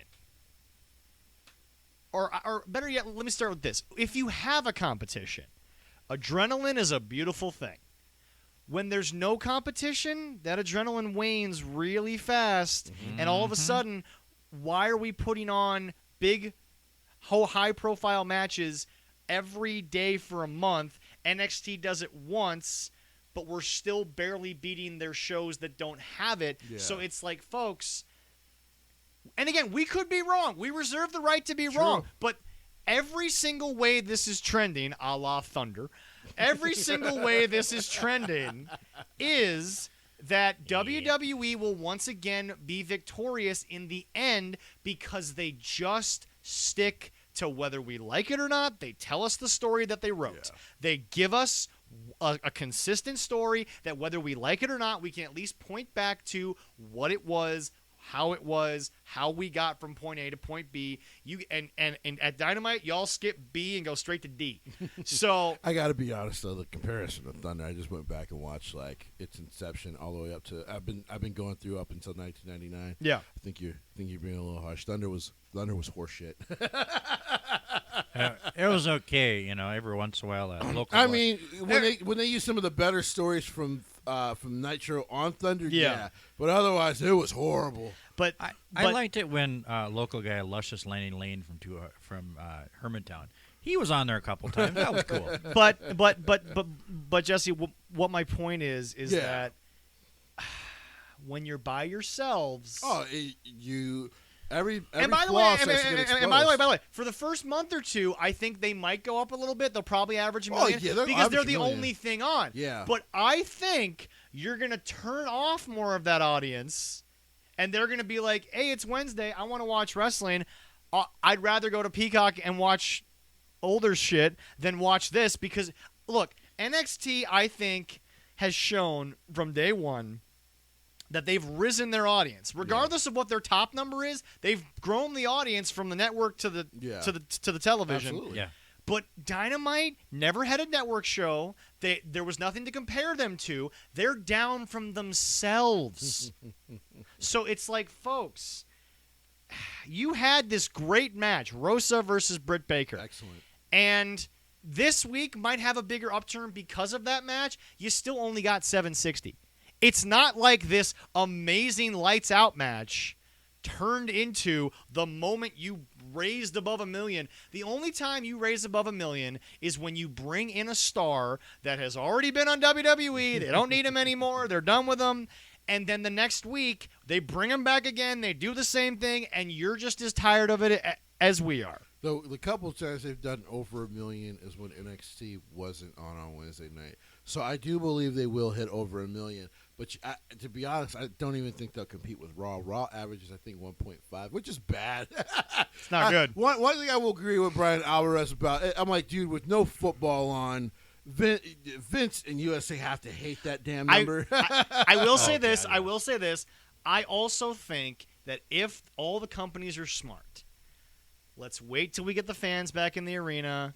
Let's see if that changes the atmosphere because we all know it does. Well, yeah. The NCAA tournament upsets have not been as good without crowds storming the. I don't know, man. Or the university called Oral Roberts beating Ohio State was pretty good. Hey, now I'm not it's still an upset. It's still Cinderella putting on the slipper, but it's so much better when that crowd is either quiet because it's a home crowd of the top seed, or it goes nuts because it's heavy on the Cinderella. So crowds matter. That's all I'm saying. Crowds matter. Oh, God, yes. Now. Moving on from back in a way to Rosa versus Britt Baker, but to transition to my second secret topic that these two don't know about. We have on our paper ECW, Extreme Championship Wrestling. I'm sorry, sir. Hold on. I am from New York. It is EC fucking W, Fair enough. sir. Okay. All right. Now, the reason I am bringing this up. Yeah. I'm going to ask this question right now because I asked this question of Tony and Gene from the Lounge, both native Philadelphians in their backyard. Yes, they are. And I'm going to ask this of both of you because we all watched extensively the ECW of Paul Heyman's ECW. Yes. Oh, yeah. I have a question. We talked about... Even when I wasn't supposed to at like 10 years old. Yeah, exactly. We talked to Cal. I said the best version of what I think you should watch is CZW. Yeah. And I said, and I quote, it is the best version of what WCW was trying to do. Yes. Even though it is a modern-day sort of deathmatch idea. Yeah. Now, here's the question to the two of you. Did you ever consider the original ECW, live ECW, not owned on Turner, not owned by WWE, but the original Paul Heyman ECW? Did you ever consider it deathmatch? No. Okay. Now I told the boys I would quote them directly. Okay. I asked the exact same question, and I phrased it like this. Number one. Did you consider ECW deathmatch? And if not, was it because of the roster or the presentation from Paulie because he had complete control? Yes. They said, and they both. All right, so this was Tony exactly. No, because of the presentation from Paul. Okay. Now to Gene, who always, God bless him, is going to give you a little more. The guy's in death beautiful.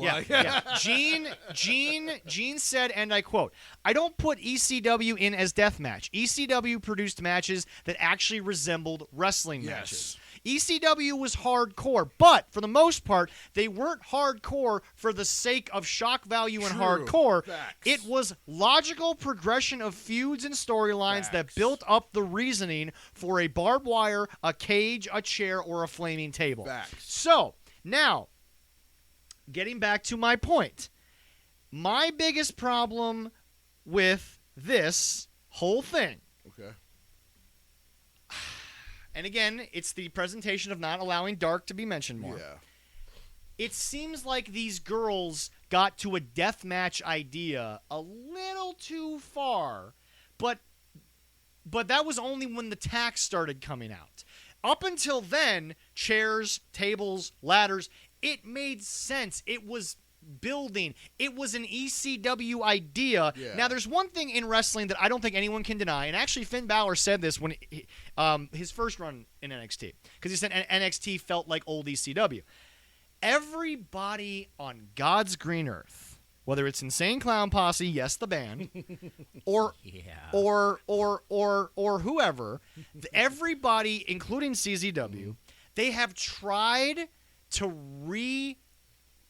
reinvigorate that ECW idea. But no one has ever come that close. No one's ever actually done it. True. My point is this. I don't think Jon Moxley would have done well in the original ECW. And here's why I say that. Okay. Because Jon likes the barbed wire, he likes the death match, but he likes the violence of CZW. The storytelling was always good in CZW, but CZW was CZW. It was combat its own record. Let's be honest. But ECW was sustainable, and it was. I don't care what everyone says. Oh, it's gone. No, it was sustainable. It just ended up with a bad TV deal. Exactly. Hurt, What it was Paulie gave you a bunch of guys who no one else wanted. Eric didn't want him. Well, Mike Awesome was different, but Mike Awesome obviously was just a physical specimen. Yeah. We all knew that. To me, I believe the original Brock Lesnar. Yes. My point is this, is that here's the deal. They try so hard to try to be ECF&W. Mm-hmm. They don't try it in the right way. Oh, I can tell you why. When you go hard, death match every night, it gets stale. It gets old because here's the deal. And you won't have a long career. No. Well, there's that, but here's the deal. How can you settle a blood feud without orange juice if you're Orange Cassidy? But anyway. Mimosa. Anyway, how do you settle a blood feud if every night there's blood and every night you're an inch away from your life ending? Don't have any blood. But you can't do that in deathmatch. My point is Can't go backwards. People think I'm just trying to bring up the topic to once again bash down what they're doing. No, I am not. I'm trying to add a layer to something in that everybody wants to recapture what ECW did, because for everyone who was an indie star, ECW is the pinnacle. They were an indie promotion that fought off the big guys, that also got their name in the record books, and they're still clamoring. No one's chanting WCW anymore. Nope. But they're chanting for ECW. Oh, yeah. And it also created stars who became superstars. And this is my thing about comparing it to what John is doing or what Kenny tried to do is, guys, when they did something,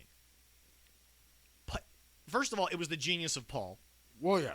God, yes. It was the genius of Paul Heyman. But it was also, Paul knew that the violence had to be a controlled violence. Yes. The violence was something that, yes, you knew there were no rules from the get-go, but you wanted to see Bubba Ray get a cheese grater across his head because he was the best heel in wrestling when he was in ECW. Oh, yeah. You wanted to see Tommy and Sandman and, Blue Meanie and the Blue World Order. You wanted those guys to get hurt because Paul gave you a reason to get them hurt. You wanted to see Sabu be Sabu because he and RVD hated each other. Rhino and RVD hated each other. It's just Paul didn't give you stars. He gave you characters. Yes, he did. The problem with me is that Deathmatch has evolved into a point where because it's violent every night, because every match has a cinder block or a lighting tube. Also, I think Deathmatch gets a little too gimmicky. ECW kind of kept true to the I love CZW, but at times I agree. It can get a little gimmicky. Yeah, but that's my point. I mean, those fans didn't like to hear that, but it's real. But here's the deal. Oh, yeah. No, here's the deal. And by the way, for those of you who are thinking now I'm ripping on them, I just gave them to a new guy last week. Yeah. So it's not like I'm hating on CZW. I'm just explaining that you will never be ECW. No. Vince, with all of his power, couldn't recreate the love of ECW because, again, Paul said it. It was a lifestyle. Yeah. It was a counterculture because at the time, the culture was WCW and WWE. We wanted the spectacle. We wanted the lights. Paul made you care just as much about a bingo hall, and I'll say it, just as much a bingo hall as you did Madison Square Garden. That's he true. did it. Here's the deal. That arena, the 2300 arena in Philly, it's an arena for shows. Oh, yeah. Any kind of show. Oh, yeah. It is the ECW arena. Oh, yes, I don't care is. what the town of Philadelphia calls it. I don't care what the registry is. That is Extreme Championship fucking Wrestling Central. Yes, it is. That is their home. That is their life. That is their arena. And the thing about it is that the guys in ECW, I don't think their careers are as shortened because they weren't taking the kind of risks that you do in CZW. True. Deathmatch wrestling, like you said, is a short niche. Yes. But the thing about it is that it's a niche. Yeah. ECW appealed to everybody. Correct. When you like Deathmatch, ECW had hardcore, fire, tax, all that kind of stuff. When you wanted storylines that made you feel Sandman returning standing there with a song playing in the background. Too Cold Scorpion was obviously a big star in there. Oh, yeah. Like, folks, ECW did not appeal to the smallest niche in wrestling. No. It appealed to everybody. Yeah. CZW, little bit better than actual deathmatch companies. Oh, yeah. But still not as big. No. So while I'm sitting here saying that Dr. Britt Baker and Thunder Rosa did a phenomenal job, because I can separate my love of hardcore from what Jim does, and I don't always agree with Jim, and the thing is like I said, I think Jim is looking more for not embarrassing what wrestling once was, because he obviously hates Paul for what ECW became, but I can combine the two and be fine with it. I can love it as a hardcore guy, but the tax... And I'm not saying tax are reserved for only Abyss, only Terry Funk, only Mick Foley. But they knew how to use them. True. They understood it. When Oneida had the barbed wire massacre matches in Japan, Oneida didn't do them nightly. No, he did them for his more bloodiest feuds. And the thing about it is that Plus, and especially since he was also a New Japan star, they weren't allowing him to do that. Well, but here's the thing also. The most famous matches are with Terry Funk. True. They're with Mick Foley. Yeah. Guys, Terry Funk, we've talked on the show. The old balding dude from WWE television, that ain't the real Terry Funk. The real Terry Funk, Chainsaw Charlie. Yeah. Holy smokes. Well, when his hips and his knees are completely shot. He's still And gonna he's go. still Yeah, going. he's still going. But it's just it's just that is my biggest problem when they do a lights out match nowadays is I see what you're trying to do. I see the chant you want to make, but guys, stop trying to be what will never be again. You think counterculture hates Disney movies. Sandman, Sabu, Tommy, old Bubba Ray. I ain't talking Bully Ray, but old Bubba Ray. Oh, they'd be on cancel culture's radar real quick. Oh, especially, Sandman coming out, the kendo stick and a beer and chugging. Yeah. Oh, just. He would be like, oh, my So, God, he's horrible. They whacked women and children in the face with chairs. They didn't. But it was They all had story-based. They had Bring Your Own Weapons night. Yeah. That was a real thing. No, I remember. Tommy Dreamer hit somebody over the head with a paddle oar. This is a real thing. So, yes, the violence was there. Yes, they took the rule book and they threw it out I the will say bingo this, the hall biggest window. reason why you will never get ECW back is because there is no wrestling mind like Paul Heyman. Have you There's also just not. have you also noticed that Paul has adapted to Vince's style so well? As in, look how good SmackDown is. I just think Paul has always been a brilliant storyteller, and it's funny. Paul because just can't be the guy in charge of the money. That's it. As long as Paul doesn't have to deal with the business side of things, Paul is and always should be a booker. He shouldn't be a promoter. That was the only problem in ECW was he could book and promote all day, but he wasn't a promoter. He couldn't get the checks where they needed to get to. Yeah. He couldn't get the licensing that he needed to. So Paul's mind for in-ring is great. His mind for business, not so much. That's where Vince's umbrella helps. Yeah. But my point is this, is that you look at how great SmackDown is, Paul is giving you a Vince style, and Vince likes it, and it's working, and you like it, and he doesn't need the weapons, but he found a niche. But ECW, I don't think, at the end, not the beginning, because obviously that was deathmatch beginning type of thing, but nobody can say that they're just a niche product now, and they never will be. Those three letters are synonymous with all-time great. ECW influenced a lot of what I mean, seriously, did anyone ever think Shawn Michaels? Well, first off, that he was going to come back after the back injury. Yeah. But when he came back, that he could be convinced to go into a chamber match, which, by the way, back then was steel chains, people. It is. That new one is just and I'm not saying that they don't get hurt in the new one. Yeah. But it is very protected nowadays. They tried the best they can. There was no matting on the outside of the ring. That was solid steel. Before WWE gets rid of all of it, go to the network. Go watch the first one, I believe, in 2004. It is hard to watch. Like, it is painful to watch. But do you think, like, he doesn't get in that chamber if Paul Heyman's not like, listen, you're going to come out last. Don't jump off the damn thing. And just know when you're getting thrown into the chain, go shoulder first, because he understood about his injuries. Yeah. Because he helped Eric come up with the idea for that damn thing. Because Eric's idea was to not just do chains on the edges, but to do chains on the floor. And Paul's like, let's not do that. Back it up. Let's bring that back. Back it up. Wonderful idea. Back it up. Let's change that. Like, Vince is going to give that a hell no. Good idea, but how about we try this? and convince a guy like Shawn Michaels, who was probably like, man, I'm blessed to be able to come back and do this. And by the way, he came back and had a second Hall of Fame run. Oh, easily, yeah, 100%. Yes. But convince a guy with that bad of a back injury to be like, all right, yeah, I can do that. And then you have one of those, like, Paul Heyman has just a great mind for how to tell stories. Even in ECW, like you were saying. Well, but here's the other thing. Now, here's where I disagree. Okay. Jon Moxley could have worked because he was working with Paul Heyman.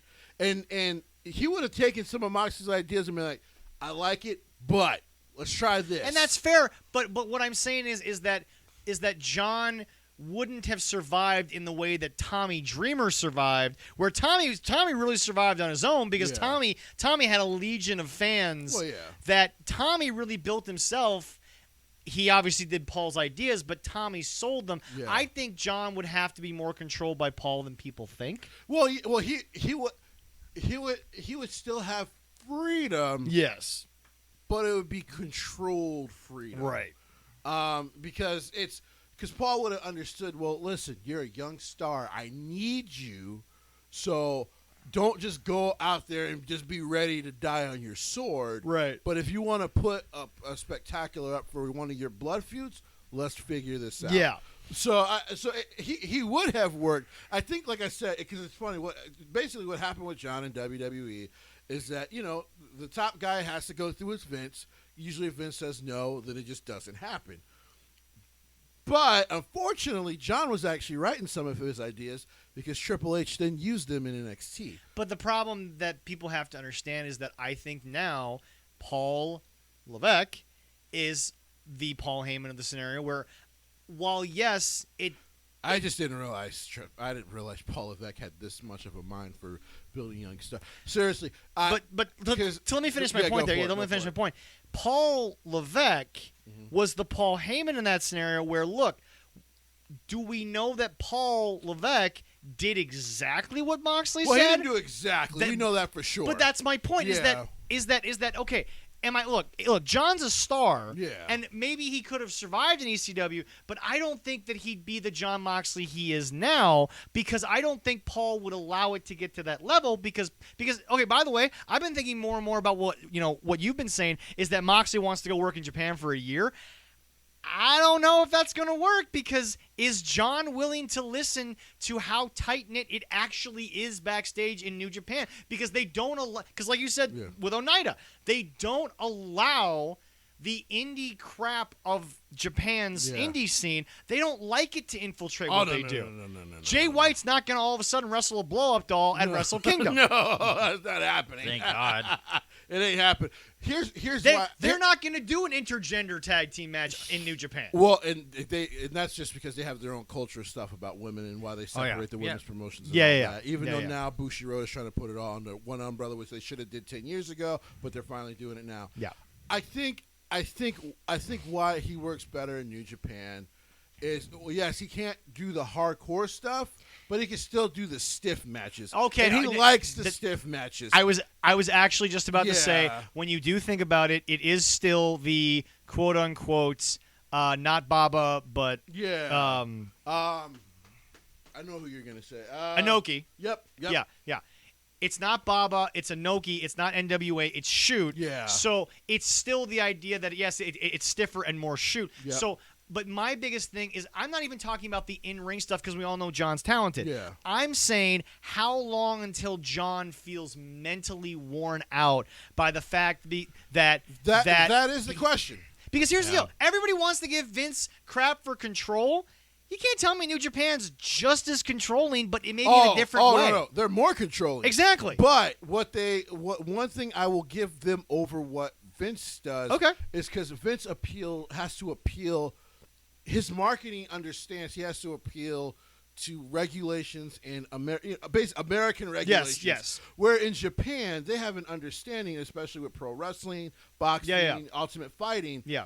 Their people want to see the violence. Right, exactly. So they can actually go like, you can work it stiff, but you will protect each other. Yes. Or we'll get your ass up out of here. Which is why I think Jay Stain was great because I'm not saying Jay's stiff in a bad way. He's only 26. Yeah, well, but he's young. Well, yeah, but the thing is that right now Jay works New Japan Dojo style so well yes, he does. that he needs to be the Switchblade. He needs to be King Switch. If he wants to go to WWE at like 32, he'd still have decent years left. Oh, yeah. But I don't think you'd see the same King Switch. I think Jay would have to adjust his style a little bit. I think Shinsuke is the only guy that's been able to adapt perfectly because, let's be honest, and as my girlfriend found out, or as Allison found out last Friday, Shinsuke, he was he was beyond New Japan when he was in New Japan. Yes, he was. Shinsuke was American TV in New Japan. And that, by the way, that proves while they are very controlling in New Japan, they also do allow freedom. Well, but here's the deal. If they didn't allow it, Shinsuke was going to come to America early, and then they were going to allow it because Shinsuke's Shinsuke. Yeah. That Shinsuke Nakamura is not playing a kid. That is Shinsuke Nakamura. The whole idea of chaos was what Evolution was, which is why they got so big over there. Yeah. Because they had never seen anything of like besides the Mafia guy, because they have the Yakuza. Yeah, exactly. And that was one of the first times in a long time Japan wrestling had seen that. Yeah. But overall, to kind of piggyback off of your point while you brought up ECW. Like I said, when I saw the thumbtacks, I was like, okay, in wrestling, we just have these spots now, or like when they have these, And by the way, before you continue, not to interrupt, but maybe to add more to what you're going to say, to add to what you've already said, and Leroy, maybe you'll also agree here. Maybe the thumbtack thing wouldn't have been so bad if I understood more of the dark. Yeah. Maybe if that was brought more to light, thumbtacks would have made more sense. Because at least when Abyss was doing the tag spots back when they were on Fox Sports, at least every single show, every single moment of Abyss's feuds was on TV. True. So maybe I'm just being critical because I didn't force myself to go find all the moments on Dark. I just went off the highlight package. Yeah. And so, if that helps you get to your point there, that maybe it does. So, but that's my point. Is that maybe I'm just being critical because I didn't see as much Dark. And I will say this, I also thought the tax was before you go, Leroy. Does that make sense? Yeah, it does. Okay, yes, all right, does. I was just gonna say the tax was a little extreme, but I think it still worked in the context that. So Britt Baker basically brings out these tags because she's planning on messing up Rose's face. It should have been the ending. That's my other false thing. It went too long after. I'm half and half on that. Only reason I'm half and half on that. Okay.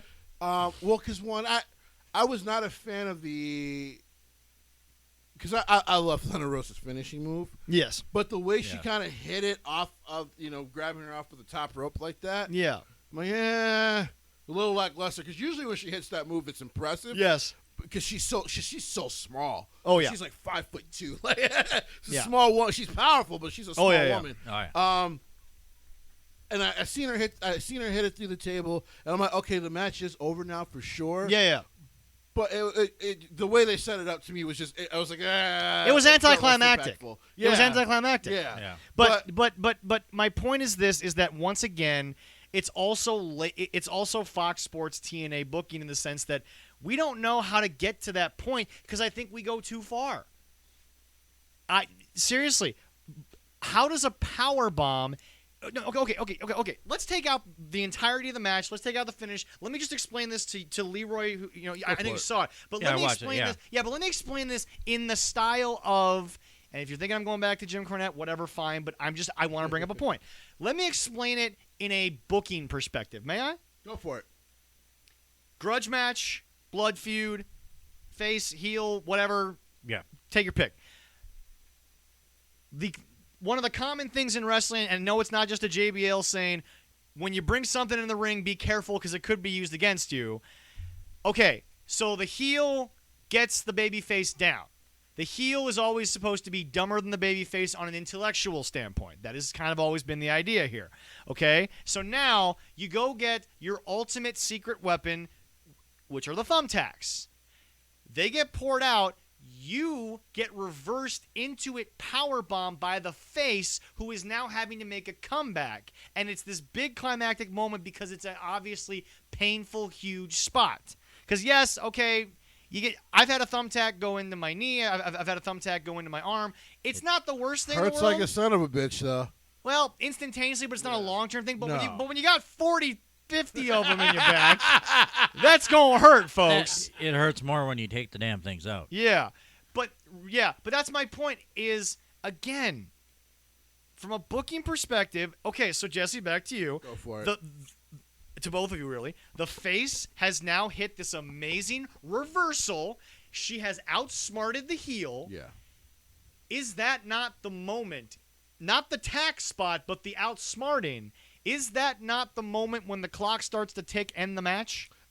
Yeah. Yeah. So before I let you two discuss it amongst yourselves and answer it to the two of you, that's my point. Wouldn't it have been more impactful to have ended it on that holy shit moment than trying to up the ante by taking the anticlimactic shot off of the ropes into the table? Because now a table, and this is the one thing Jim was right about, a table is not as impactful after tax. A table. I agree. Okay, so we all know rock, paper, scissors, right? Yes. Tables, Yeah. ladders, and chairs. Ladder beats table, but table beats chair. Yeah. Chair is the most anticlimactic moment when there's tables and ladders involved. Yes. Ladder because of steel and height. Table beats chair because of impactfulness of falling from a great height. Yeah. So my point is this. If the clock is ticking, why not just go home with it? I agree. But and by the way, not an insult to the two women. This is kind of my point. Again, the match, which now remember, people are giving the entire match, not the finish, credit. So obviously, they put on a great match. Yeah. So why not have the ending be the climactic, triumphant, outsmart the heel thing? Because it's AEW, man. I've actually but I'll actually let Leroy go first. I kind of agree with you there. Yeah, it's AEW. I mean, and this is not Leroy agreeing with me because we're on the show. This is how Leroy's always told me he loved wrestling. Was he loved the storytelling of the old days when guys like Ricky Morton would have to outsmart the heels. Yeah. And I honestly thought the tax came out. Oh, I thought it would be ending on the power right after. Power out or very soon after, within a minute of. And by the way, ending on a power bomb didn't. and not her finisher is okay in that scenario because it was a hardcore match. Yeah. Those matches always end on a simpler moment because of everything you've already been through. Yeah, you don't have to do his finishing. You move. wrote You in don't your have to own do it. excuse as to why Thunder Rosa didn't do her finisher. You booked your own excuse. It's like you put somebody through a table. No, you don't have to use the finisher on that one. No, I agree because, like I said, when I saw the, I forget the name of the move. I'm sorry, Thunder Rosa, if you ever listen to this, because you're freaking amazing and I love you. That'd be great if she listens. I'd love it. I'd love it. I hope you do listen. Hell, I hope to have you on the show one day because your insight. She's been in the game for like 20 she's years. so good. Man. Yeah. When I saw her hit the move through the table, I was like, yeah. And now I'm realizing you're right because you had already powerbomb. Now, I will say the powerbomb doesn't have to finish it. That's okay. No. But then if you want to hit your finisher on the tax and that finishes it, Or cool, because that's what happened just between finish Triple it H. in the ring in general. True, because that's what happened between Triple H and Cactus Jack. Yes, Remember? yes. The original Spine Buster did not finish Cactus. No.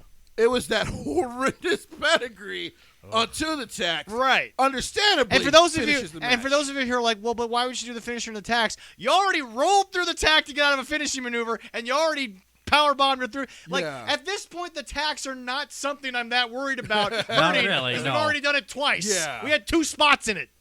Well, I'll give Britt this. She is not as crazy as Mick Foley to take it to the face. No. Or Biss also took it to the face, didn't he? He did. God, why? I love you guys, but why did you do that? No. I don't want to take away from what these lovely young ladies did. I don't want to take away from the match that was good because I was able to lose myself in the hardcoreness of it. Yes. I'm just saying that once again, finishers do matter. Finishing matches.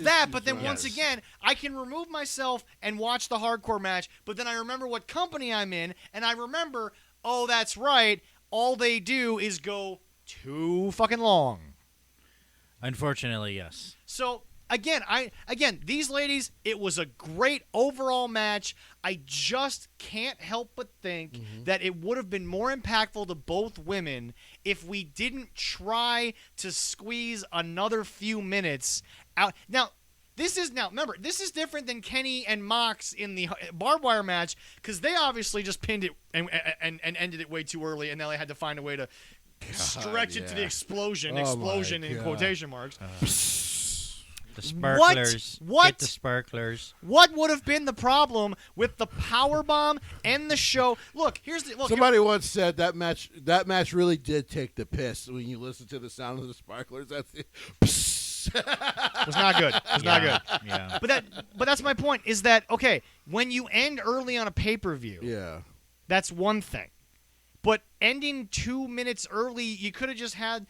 Look, okay, again, let's write in our own excuse. If the girls don't go that extra 2 minutes, because that was the end of the show.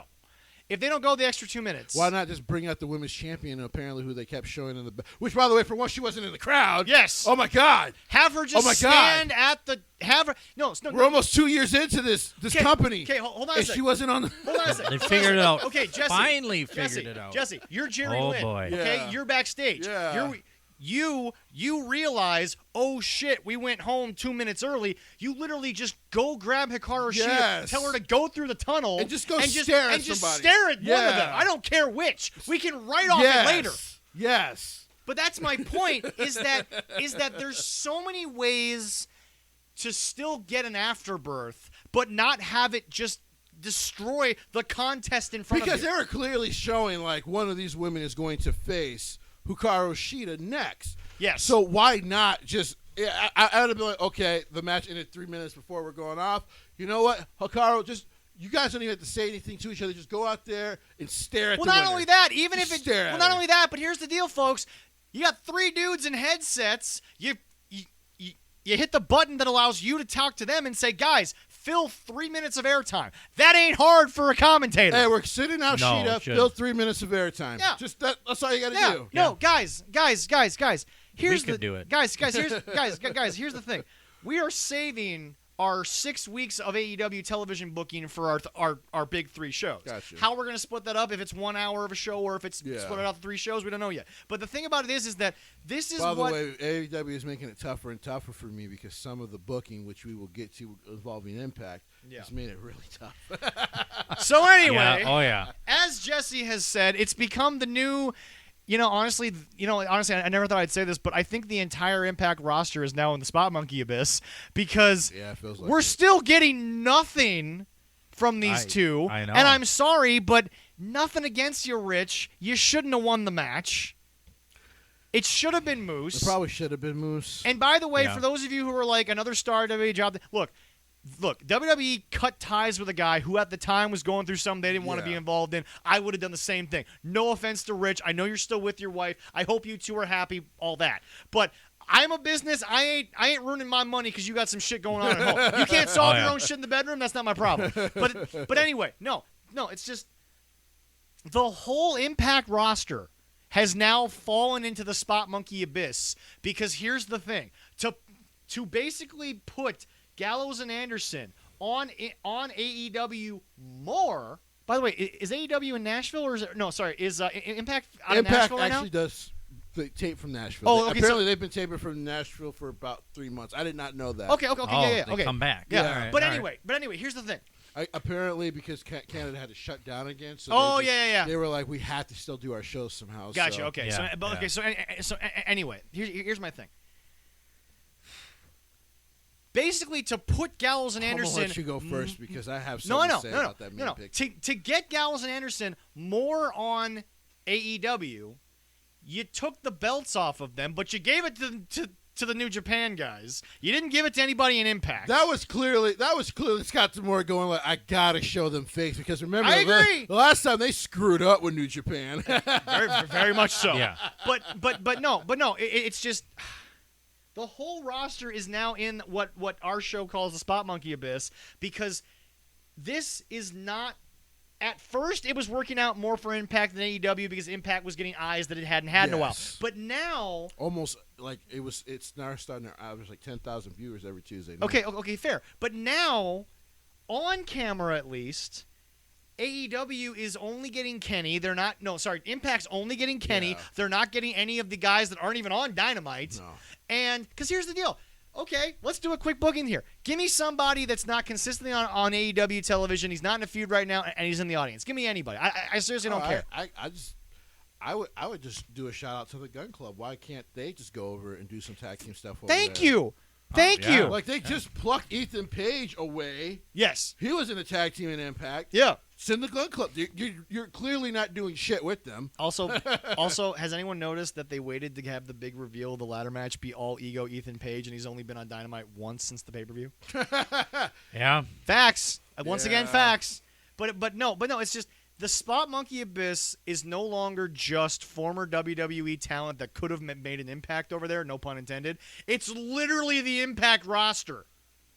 Because the only thing I've gotten was Kenny Omega showed up in a bus. I waited 2 hours for a pre-taped, bad, crappy interview that he just gave on Dynamite the next week anyway. And by the way, he's going back to Dynamite. So Impact. Back to Impact. That's what I heard this next week. It's is. Impact. Yeah, I'm but can I just get into this? Okay. Because I'll wrap up. Go Just give me one for second. it. I'm gonna wrap it Go up. for it. So my only point is this: is that look, folks, I know Abyss technically means a never-ending hole, but whatever. Just You gives guys me missed bad Leroy's memories, face man. there. Oh, I was more waiting for Leroy to get the soundbite of Nia Jax out, but he didn't have it, so we'll go there. I Here's the gotta deal. buy myself a soundboard. I know, and then I I'll know. have that. But anyway, I know Abyss. I know Abyss kind of, talks about a never-ending, descent, whatever. But here's the deal. I can't have Leroy because he has a full-time job and 2 kids to help to raise. I can't have Leroy keep digging this ditch every week to include more bodies. I can't do it. Yeah, I know. The equipment breaks down. Thank sometimes. you. So that's my wrap-up. Jesse, you obviously had much more of a impactful, again, no pun intended, hatred towards We this. should just call this segment every time I do it that Jesse gets pissed off and has to scream for a second. Well, hold on. We're going to save that for when Jay's Take is now a part of our YouTube channel. We'll save that for Jay's Take. But please explain to us. Get ready, everybody. Yes. Jesse's so, gonna go. So, Jesse, please explain to us your issue with the current running of the AEW Impact partnership, which, again, was a dud and is now just getting worse. So, I agree. First off, it should have been Moose. Moose has done the best work there. Okay? Why are you putting both of these championships on Rich Swann only to probably have him lose to this loser, Kenny Omega? What are you doing, Scott D'Amore? What is this? Like, AEW finally gets you the eyeballs. You get more eyeballs on a product you guys have been busting your ass to promote, and you're going to have Rich Swann lose to this loser? Because that's what's going to happen. Rich Swann, in a couple of weeks, is going to lose both of those championships to Kenny Omega. This is stupid. Why are you devaluing your championships for them? Why? Like, why would you even care? Your show has gotten so much more positive publicity than Dynamite has, and you're going to take your championships and put them on this loser who's not even going to show up half the time. So Impact, who have fans who really hated the Brock Lesnar runs, well, guess what? You're about to have one of your own. Your championships won't even be on Impact every Tuesday. Congratulations, Impact. How do you play yourself? You were getting the better of the deal. Oh, but hold on, Jesse. This is wrestling. There's a possibility that Rich Swann might beat Kenny. He's not beating Kenny Omega. We know that. I knew that when they first announced. I was like, oh shit. As Kenny's soon gonna as get he them all. won the match, let me calm back down. As soon as he won the match, dude, because I watched the pay-per-view. By the way, great pay-per-view. Impact has put on a great show. Was that Sacrifice or Hard to Kill? That was Hard to Kill because Sacrifice is the next pay-per-view. Okay, so it was Hard to Kill. Sacrifice. Sacrifice is where the title versus title is. Okay, yeah. And as soon as I saw Moose lose, I went, because Moose is smart, Kenny Omega's getting these fucking championships. Why? Also, by the way, for those of you who have not been paying that close attention, this partnership, what Impact star has shown up on AEW? And by the way, don't tell me Ethan Page, because Ethan Page was off Impact Television for the longest period of time. For about 2 months. Thank you. Before we got to Revolution. Well, it's only the Good Brothers. Well, That's it. Well, but again, the Good Brothers. They don't even count. Well, they don't count. I gotta be honest. They've never counted. All right. They don't count. I gotta be. And I'm not yelling at you, Leroy. I'm just saying they just don't count. They don't count because of two reasons. Number one, when they got cut from WWE, again, I don't care. It happened. Move on with your lives. They were going to be fine either way. When they got cut from WWE, ladies and gentlemen, Impact was the only place to go because AEW was still in their spot of Kenny wasn't big enough for them to show up. And bringing them in at that point, you want to know why Kenny wasn't big enough? You want to know why Kenny? Because he chose not to be. This is stupid. This is where I agree with Jim Cornette.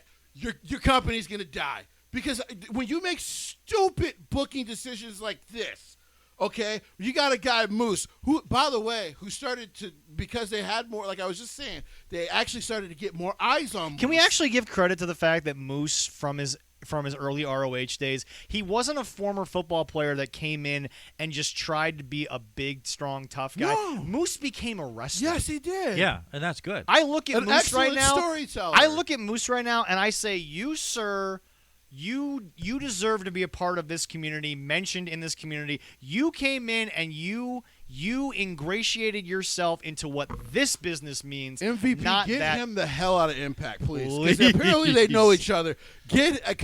And Scott D'Amore has still done a lot of good things. Get him the hell out Scott. of Impact. Oh, Scott had no decision over this Kenny thing. This was clearly Don Callis going like, oh, we're doing the story with Kenny. Who gives a shit? No one gives a shit. No one cares. No one, like, seriously, even the boards have turned against Kenny Omega. No one cares. Because this run has been shit. Because Kenny Omega has been exposed on American television. He's the worst heel I've ever seen. Folks, he does folks, hold on. I thought The Miz used to be comically bad. Yeah. So I got through The Miz's run because I was like, okay, it's just hilarious because he chicken shits his way out of everything. The Kenny one has been annoying. I would like to take people back for a second. So Bullet Club formed officially, Jesse, about... Good times. A long time ago. 2012, I believe. Okay, so 2012. Obviously, that was the General, along with Machine Gun, along with Prince. Yep. They came together. Mm-hmm. They dominated. Yes. They got a tag team presence with the Tamas. Yes. Okay. They wanted a super junior heavy, or I should say a junior heavyweight presence. Because this is before they had the very excellent Bone Soldier. Bone Soldier. Who was the worst gimmick a couple years ago. But he was. He was. But anyway, so they wanted a junior heavyweight presence. They chose the enigmatic Kenny Omega. But Kenny Omega, when he was in the Super Juniors tournaments, whatever, he fit. It made sense. Yes. When you're a junior heavyweight in New Japan, they look at you and they say, you're not supposed to be as stiff as the heavyweights. Yeah. Show a little more personality. Yes. Try to be Jushin Thunder Liger. That's basically kind of the idea here. Feel free to be athletic. Yes. When officially did they add the Tamas? Shortly after 2012? It was about. Actually, it was only about like 6-7 months or something. Okay, like so they immediately jumped into the tag team division. Yeah. So when did they add Kenny? Had to be a year, maybe 2. So think about this. 2 years later, because at this point Finn was not a junior heavyweight. He was clearly a heavyweight. They put him clearly in the top division. Yes, that's who he was. So because he was an actual leader. But continue. Yes, but Kenny got this opportunity, and I'm talking kayfabe. Yes. He got this opportunity to join the Bullet Club. Now, when did AJ show up? AJ showed up about 4 or 5 months after Kenny was in the group. Yeah. You know, people have to understand. Bullet Club did a lot in their infancy. They did a lot in the first 3 years. A lot happened because remember, because people forget how long AJ has actually been in WWE. Yeah. It's been a while. Yeah, it's been like been 5 years. I look at AJ these days and I still think to myself, wow, AJ's actually there, and I got that feeling of, oh yeah, he's been here for a little while. No, he's been there a while now. This is a legit run. People won't realize that Shane and AJ was 4 years ago at WrestleMania, and that was actually a good match. Yes. But anyway, so all right, so we've established about 2012 2012 was the beginning of Bullet Club. We've established halfway through 2012, we added the Tamas, which was a great ad. Great move. About a year later, a year later from the inception, not a year later from the tag team drop, but about a year later, we now want to do what all factions do, and when we have a company that has different divisions, we are now going to conquer the junior heavyweights because we're ego, we're badasses, we want everything. The Yakuza, we want everything. Yeah. So they get Kenny. Yep. Kenny fits because he's a gaijin. Yes. He fits because he is a guy who worked well in the junior heavyweight because Kenny is all about finger pointing, happy feet, dancing stuff because he needs to be artistic about it. Fine, I don't care. But the problem is that it worked when you were a junior heavyweight and you were the only person doing it. Yes. See, in Japan, he was the only guy that had a personality because that was the junior heavyweights. Yeah. So that's why Kenny stood out in the junior heavyweights. That's why Bullet Club got him. Yes. It wasn't they had the pick of anybody in the junior heavyweights. They chose Kenny, kayfabe, because Kenny stood out. Because that's what Bullet Club was. We stood out. Yes. The Rogue General, was always a standout. Yeah.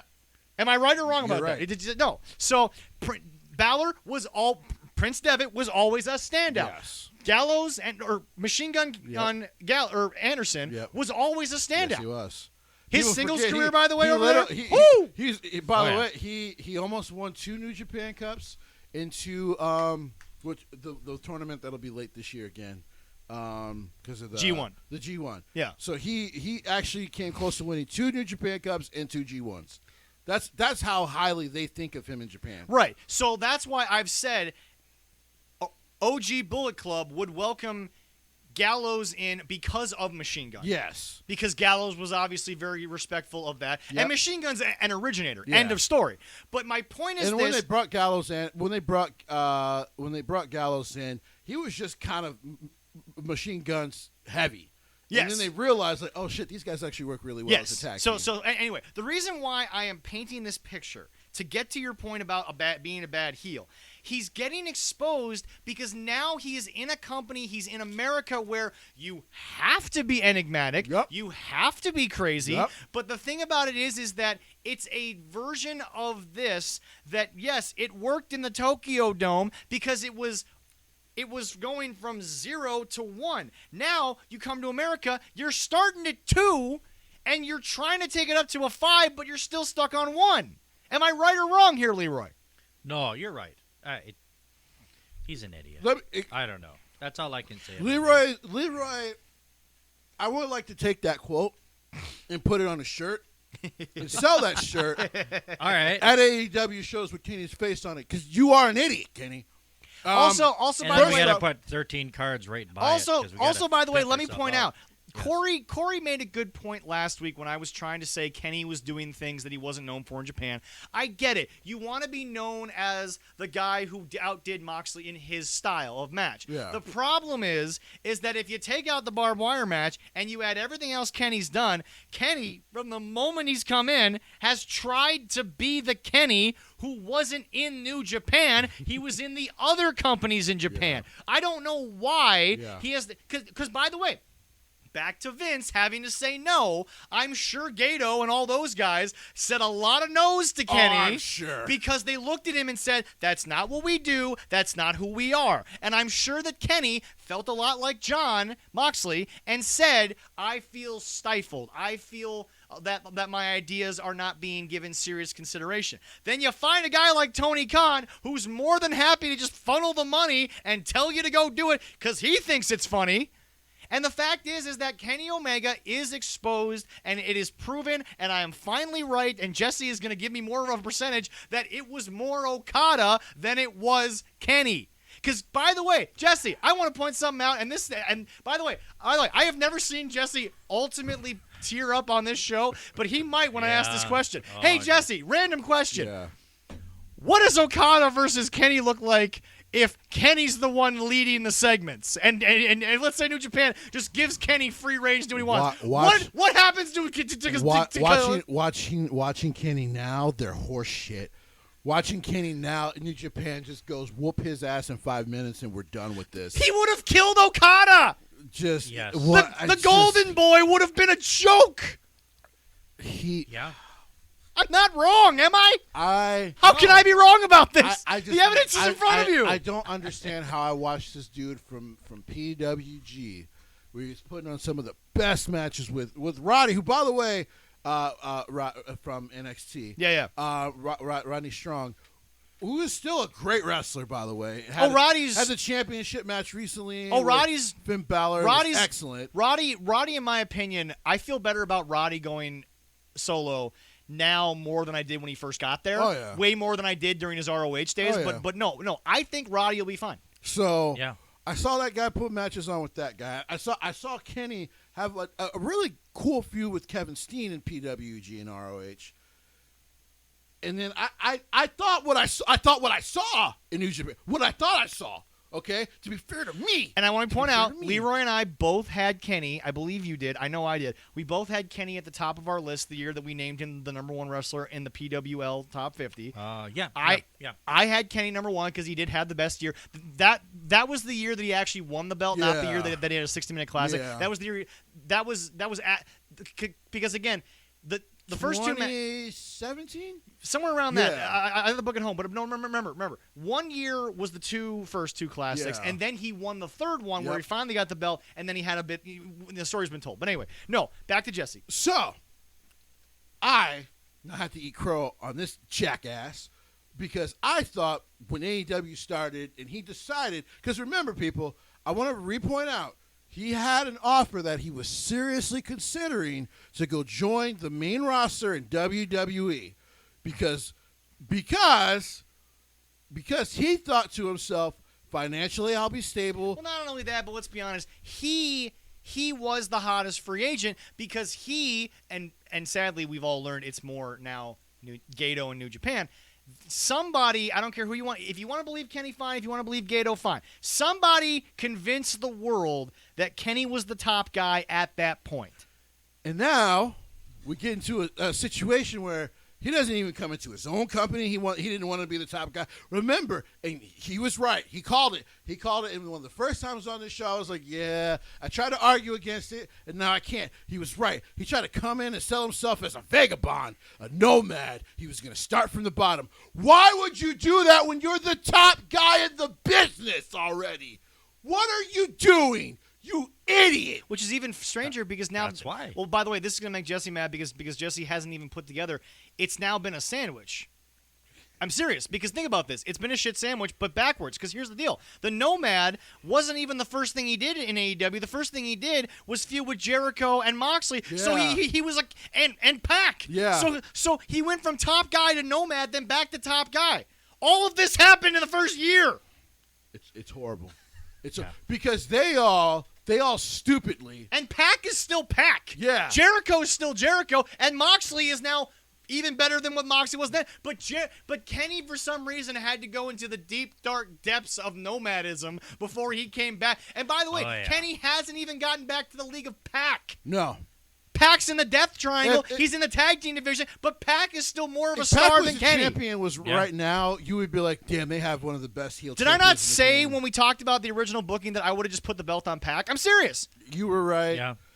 Steve from the Steven Larson show was like, I would have put it on Pac or Penta because at least they're fucking credible at this point. Well, not only that, but it's like, remember, Kenny went from New Japan to Solitude, then to AEW. Our boy Pac went from the Cruiserweight division straight to Dragon's Gate. Yeah, he did.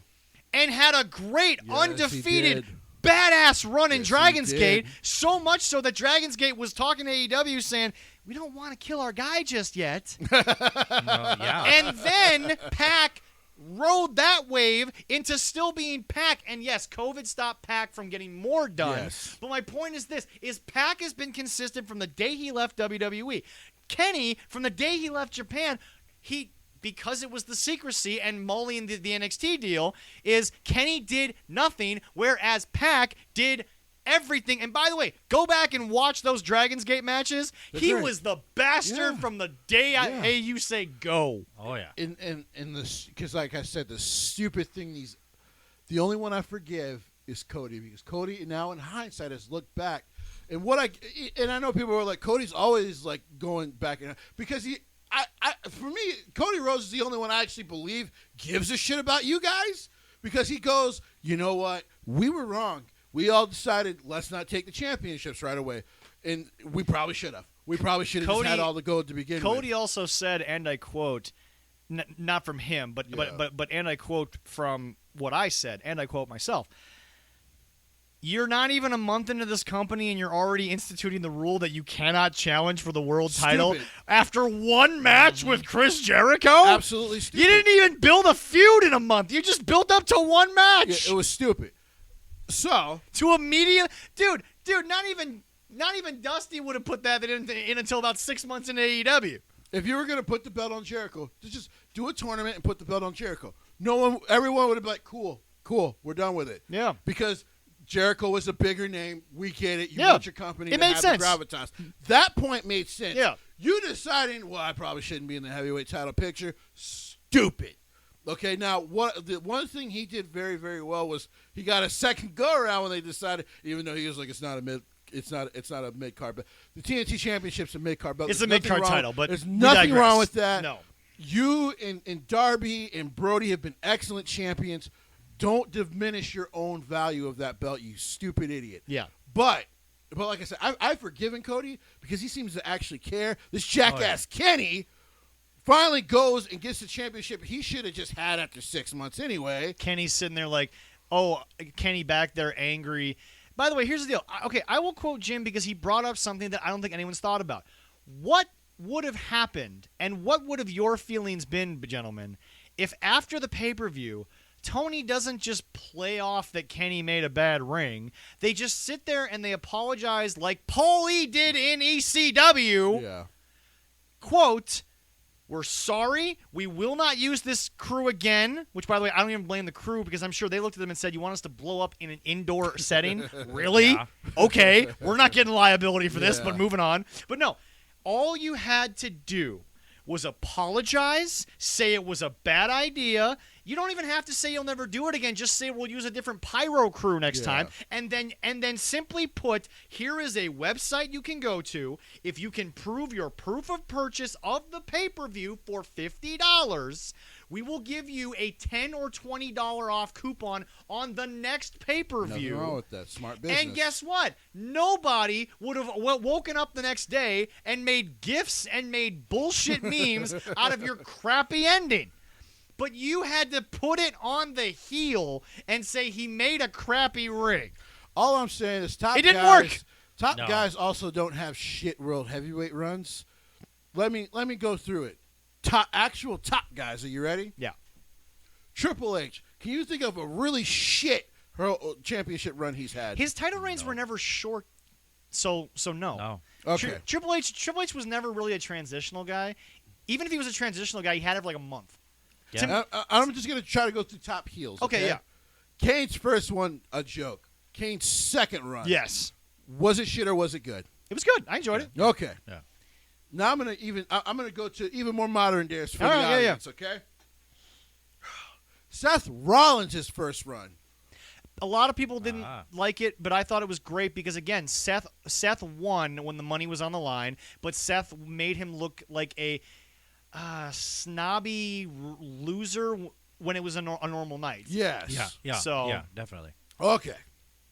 Brock Lesnar. Now, I'm against Brock taking the championship home for 8 months, but when he was actually there fighting, were those stories good? Fantastic. Oh, yes. Okay. But Totally. but then again, in defense to those stories, Brock was only working with top talent. But True, but that's but neither like here nor there. But like I said, there's other issues, but just saying as far as defending the championship is concerned. Yeah. Oh, yeah. Guess what Kenny's doing?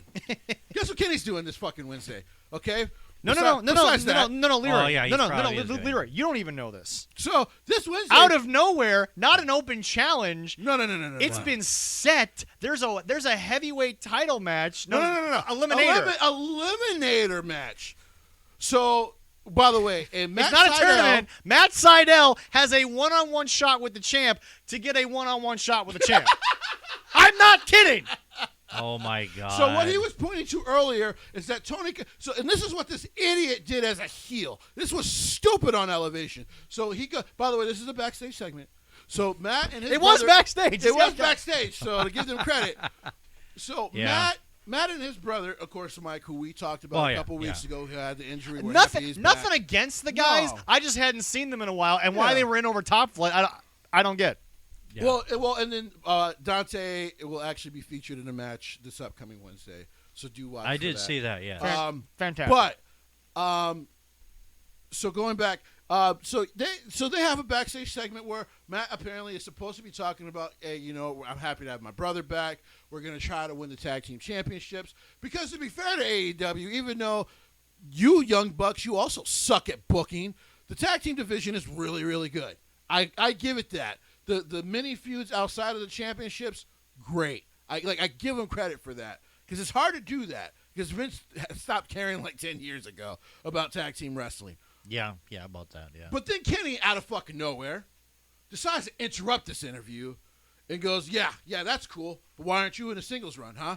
You couldn't beat me on my best day." By the way, the promo is shit. By the way, It is. I used to believe Kenny could cut promos. Apparently, I was wrong the last 5 years. Okay, the promo's horseshit. He can only cut them when I'm going to make you laugh here. He can only cut them when half the promo's in Japanese. Yeah, that does. Probably. That would help because half the audience wouldn't know what he's talking about. So he helps. He tells Yeah. Matt Sydal, "You beat Michael Nakazawa, who's basically a fucking nothing in this company." By the way, Leroy, he beat him while Nakazawa's pants were around his ankle. I'm not joking. Yeah. Yeah. So he beats To him. quote Jim Cornette, he beat Michael Naka get off my TV.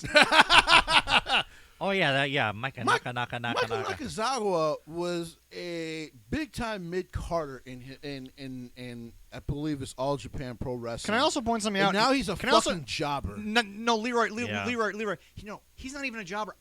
I'm not joking. This has actually He might been be confirmed. lower than Joey Janela at this point. No.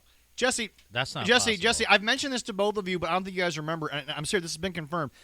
He's actually, legitimately, Kenny's assistant Yeah. in real life. Yeah. Oh my God. Yeah. Jesse, please continue. Oh. Good job, Michael. Great. I mean, great. What a great way. And by the way, and by the way, can we also talk about how much love Japan has for the mid card of All Japan? And he left that to be Kenny's assistant. And I'm not joking, folks. Look it up. He's actually Kenny's assistant. In All Japan, those guys are just as well known as the New Japan guys. It's just in America you don't know about them as much. I think it goes New Japan, All Japan, Yeah. Noah. But here's the thing. That's not an insult to Noah. I just think that's the way they're promoted. Noah's still great. I mean, most people will say it's New Japan, All Japan, Dragon's Gate, and then Noah. But all four companies are really, really good. I got in their nothing own against. standard. I just spent 10 minutes Yeah. putting Dragon Gates over. Yeah, But, you know. Dragon Gate all is right. phenomenal. But we digress. Yes. So Matt Sydal accepts the match because he's looking at Michael Nakazawa as he is booked as a joke. And he's like, I'm going to beat him because Michael Nakazawa's a joke. They actually have a competitive match.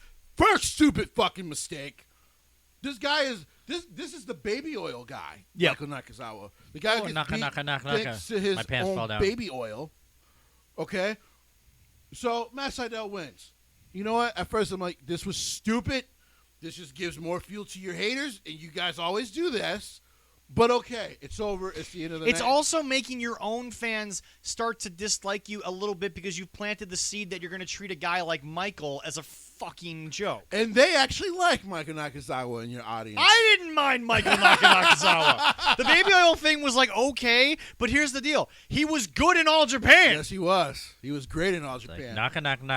knock off the oil. Not going to win a championship in this fucking company. No. So Naka chameleon. Oh, my- not going to get to the mid card. Oh, So- we can do too much with that. That's good. I can go on and on. We don't have time for that. Moving on. So Kenny then comes out, attacks Matt Sydal. For people who don't know, this is formerly Evan Bourne of the WWE. Yes. Attacks Matt Sydal. I don't know why they didn't just keep Matt Sydal because, damn, Matt Sydal's a better name than Evan Bourne, in my opinion. It really was. It really, Evan it's Bourne. half his natural. The other problem is that we're talking about Matt Sydal, whose introduction to the AEW audience was a botched shooting star press. that they try to use as a storyline, but not on Dynamite. On being the elite. On being the elite. Stupid ass company. So Being the elite. I keep remember defending his him. botch. It was kind of funny. I keep defending them, and I don't know why. I'm not gonna lie. I made a meme of the Shockmaster's fall through the thing, and I just put the next picture of Sydal from that pay-per-view grabbing the rope, pointing into the rope, asking the fans if they want him to hit the thing, and I just wrote, "This motherfucker's spitting," and then it's a picture of Sydal botching. So I love you, Matt, but I had to make the meme. You had to. I had to make the meme. It was there. I think it's on our page actually.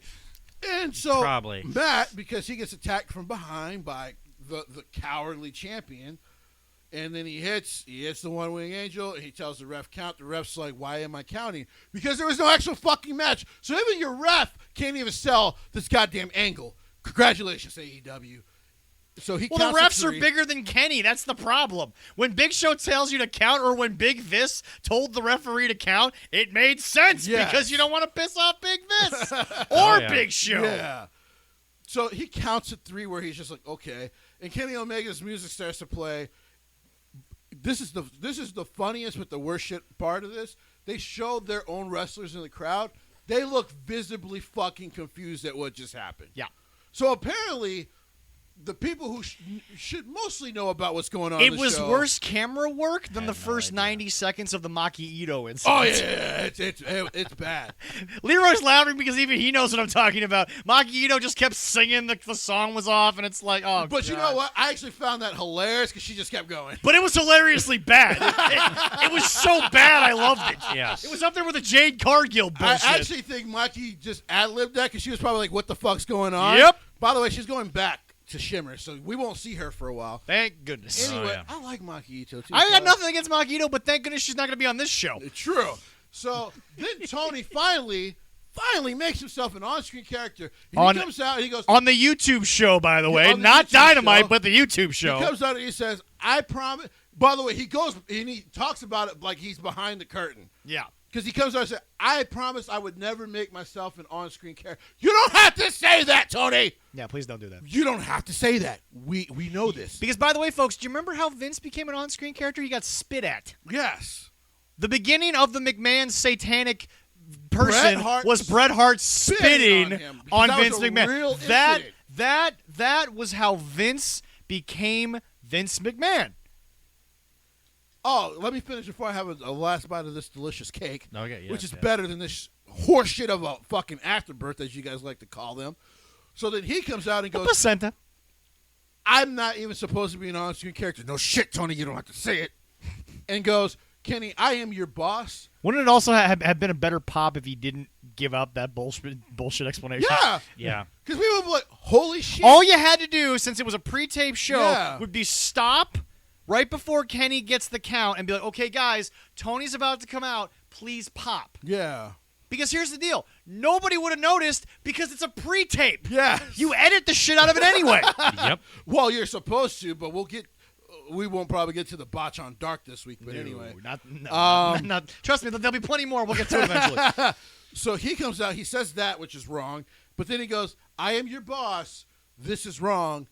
Matt Sydal will get his shot at you next week." But he didn't even get a title match. He got a friggin' eliminator match, which is weird because you just had the eliminator tournament, but it's not a tournament because Matt Sydal doesn't have to go through anyone. He just gets the champion to get a championship shot. By the way, folks, that's happening next week, but we're forgetting about the fact that we've been talking about AEW versus NXT consistency. Ladies and gentlemen, that was inconsistent right there with the whole bullshit. Oh, yeah. You want to know what counteracts that particular championship? They brought Jordan Devlin to the United States. Yes, they did. And they're giving Jordan Devlin the opportunity to take on Santos Escobar because there's consistency in booking. Yes. But this Kenny thing is, by the way, I didn't just throw in that segment. I'm legitimately pointing out that there's a non-title match to make a title match. Now you have a scenario where in the same basic situation, you are right no, there. that's right there. But that's my point. Is I think it fits because you're going from a title. Number 10.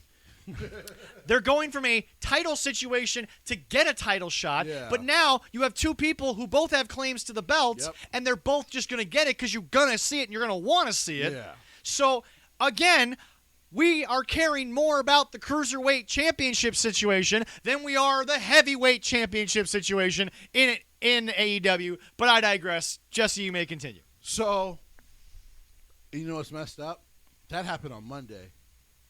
This match that Tony booked on Elevation wasn't brought up till the end of the fucking night by the commentary. Yep. They didn't mention it once until right before the main event. Because once again, they have that weird 5 minutes where like Excalibur and Tony and Jim Ross is just adding weird color at that point. Jim, they go over the entire show for next week. I don't know why we're doing that. Jim, please, just make the call and go to LA and do New Japan Strong. I don't need you on the show anymore. He could do it from his house in Oklahoma, and then he and Josh Barnett can just telecommute. It would be great. And have some barbecue. Yeah. With his sauce. Yeah.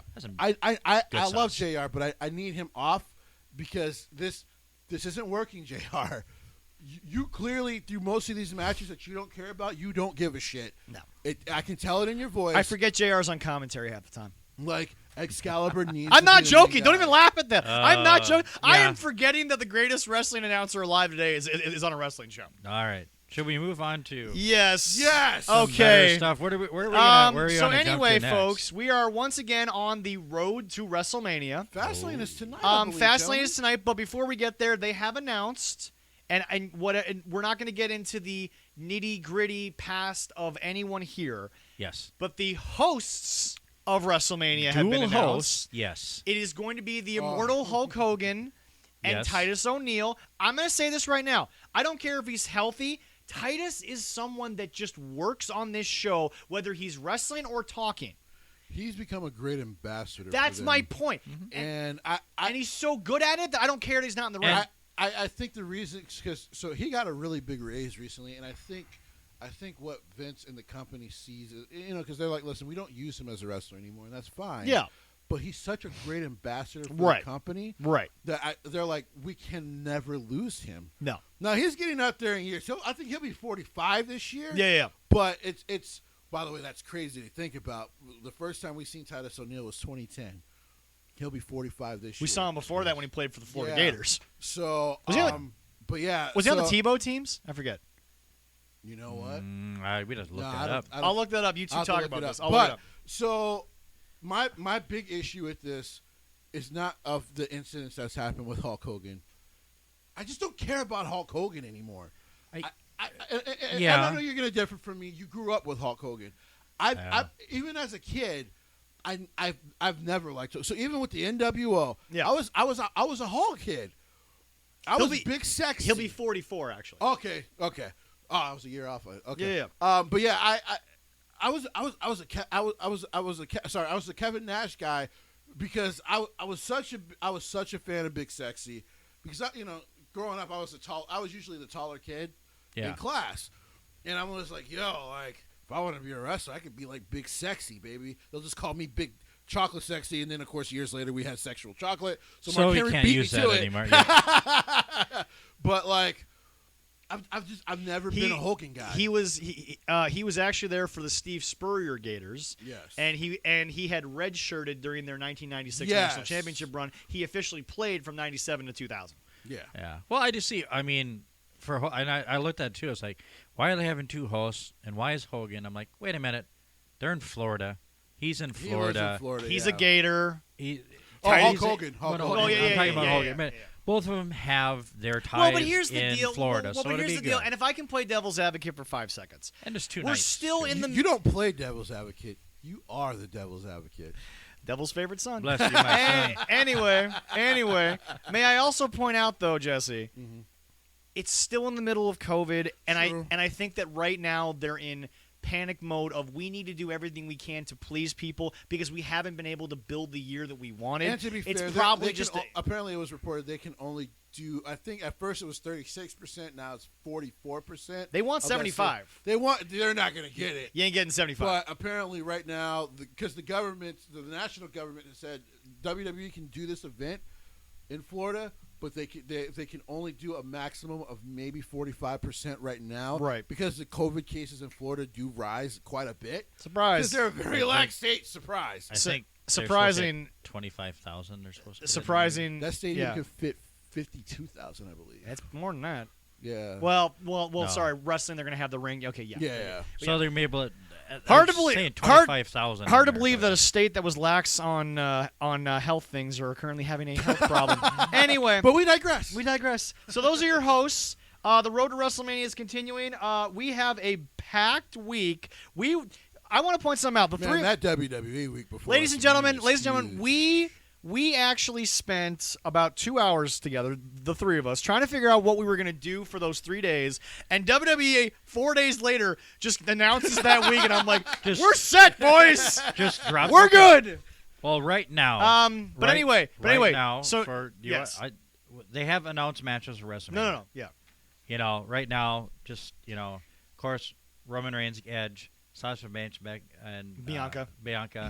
Bobby Lashley, Drew McIntyre, and then the New Day with AJ Styles and Almost, yep. his big dude. That's WrestleMania. Omos, I believe it is. Omos. Yep. Yes, Omos. But anyway, then the lovely NXT Stand and Deliver, which is happening 2 nights before. And by the way, this show will stand and deliver. Right now they have the unification match we talked about, the Cruiserweight. Yep. And then can we stop for 2 seconds? Okay. We are getting El Hijo del Fantasma versus Jordan Devlin. It's going to be phenomenal. Can I just talk about what we're about to see? This is going to be great. Depending on which night it's going to be, it's going to steal the show. Oh, damn straight. At least it'll steal that hour. I think they'll put it on the first. So for people who don't know, the first show for that, because it's going to be 2 shows on Tuesday. Yep. The first show will be Wednesday. I think it's Wednesday. No, it's Tuesday because Thursday is going to be NXT UK. No. It's going to be. Oh, I thought it was. No. I thought they were doing Wednesday and Thursday for the Stand and Deliver. No, it's going to be Wednesday, Thursday. Hall of Fame is going to be on Tuesday. Yeah. Hall of Fame Wednesday, Tuesday. Thursday. The first night is going to be headlined by Io and Rochelle Gonzalez. Which will be good. God, I can't wait. Second night is going to be headlined by Finn and Karrion Kross. Yes. That's what they have so far for. Yes. We'll go over the full card, probably the show right before that week. Yeah, because that's the only. We got a lot of predictions to make on that show, folks. They've only had 3 matches for that, and I said yes. Thank God they're giving us such. We are still going to be doing our booking, folks. We're probably going to either spread that out over the 3 shows, or we'll just take an hour of one show to book those 6 matches. AEW isn't making it easy. Well, they're going to. But that's why we're doing it, Jesse, because we do the hard labor so that they apparently can't. But don't worry, they're going to give us a shit sandwich that week, probably. Anyways, this is true. Jeez. All right. So I want to point something out. You came on this show defending AEW, and I still do. And you still do, but it's getting harder. It's like I'm in an abusive relationship. You really with are. Like, you really are, sir. Oh my God. You really are. All right. So, ladies and gentlemen, tonight, Fastlane. Let's get to this card, because I'm going to be honest, I'm actually excited for this card. This will be fun. Well, there's one I'm not really excited about one, but everything else I Leroy, before you get through the card. All right. Because the news has changed a couple times this week. Okay. Is Braun versus Shane still on there? It was taken off. Because it's been taken off like twice this week. Right. And it is, let's see, it's not, it's not even on here. Okay, yeah. We won't talk about it just in case. It's confusing me because I don't know what they're doing with that. It may or may not be on. Yeah. But as of right now, it's not on the official list that I just. Is Braun being punished? I just downloaded from. I just think that once and I'm serious. I'm gonna say it's a COVID issue in the sense that maybe the Shane thing is them, because remember Braun had to leave for that period of time when he was supposedly suspended. Yeah. So now this is a continuation of Braun's fight with authority, and I think they just haven't had the ability to put off the show they wanted because of COVID. I don't know that for sure, but I'm just going off that right now. But anyway, go ahead. Yeah, I said I got this morning, and they're not on there. Okay.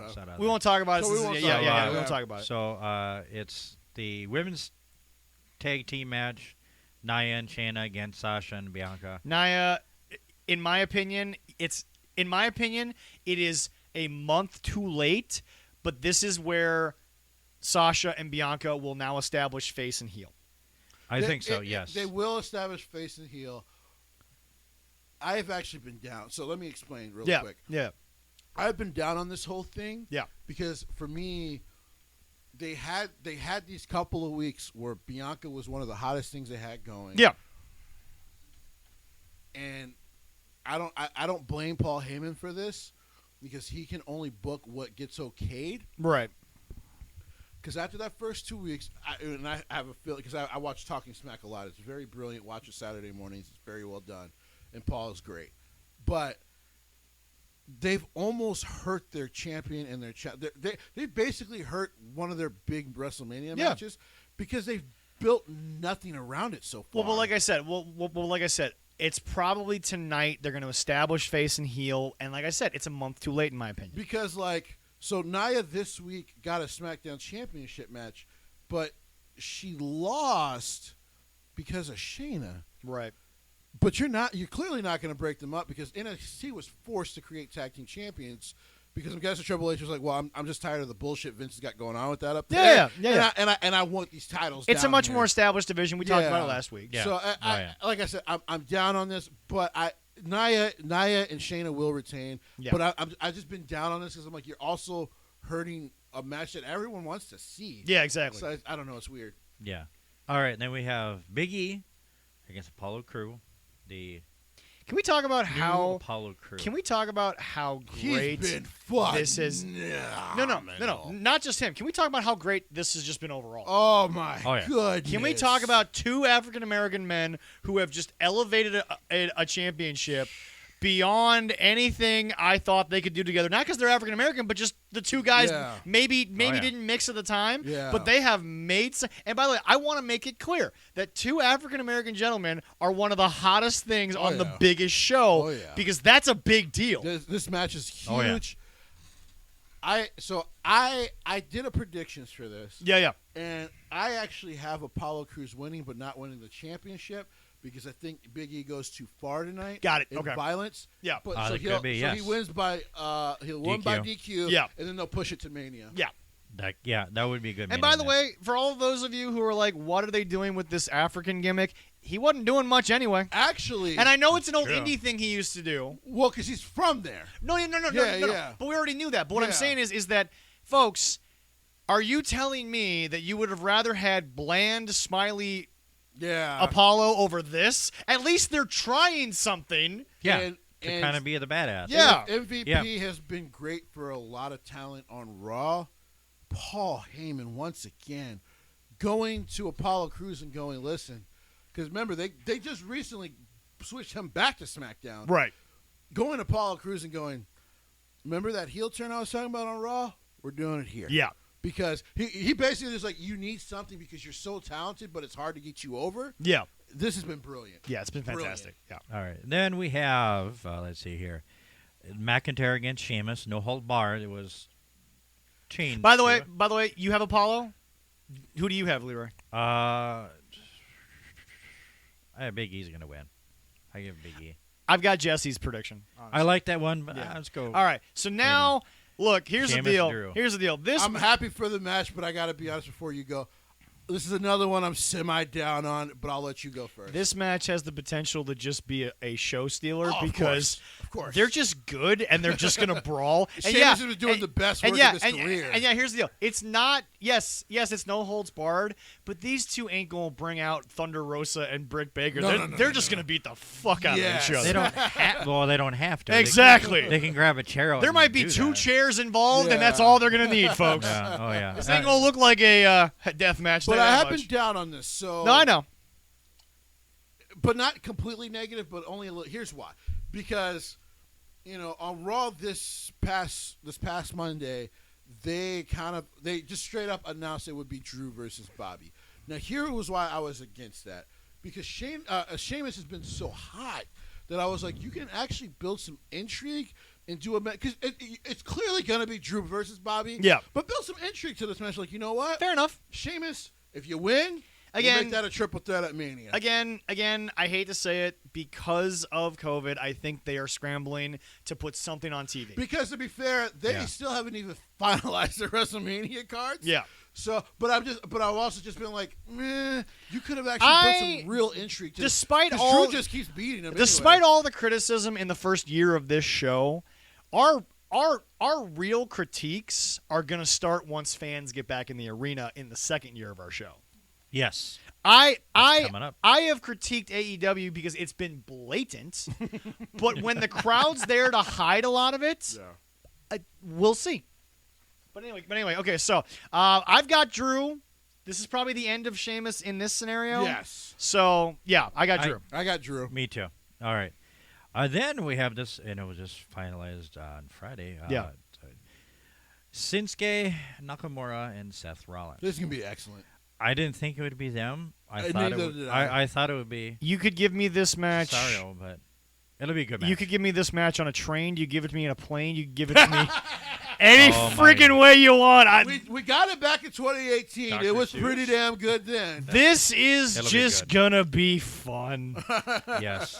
because you've given me back face or at least tweener Nakamura, who's always more fun than heel Nakamura. Yes. Not that heel Nakamura is not good. I mean, original heel Nakamura with AJ was really good. Yeah, but folks, you've given my heart a wrestling match, and I'm so happy. This is going to be excellent. It'll be great. And I want to give credit. Watch them screw it up and just kill my dreams. So, as you guys know, I've been very, very hard on Seth and this character. Yes.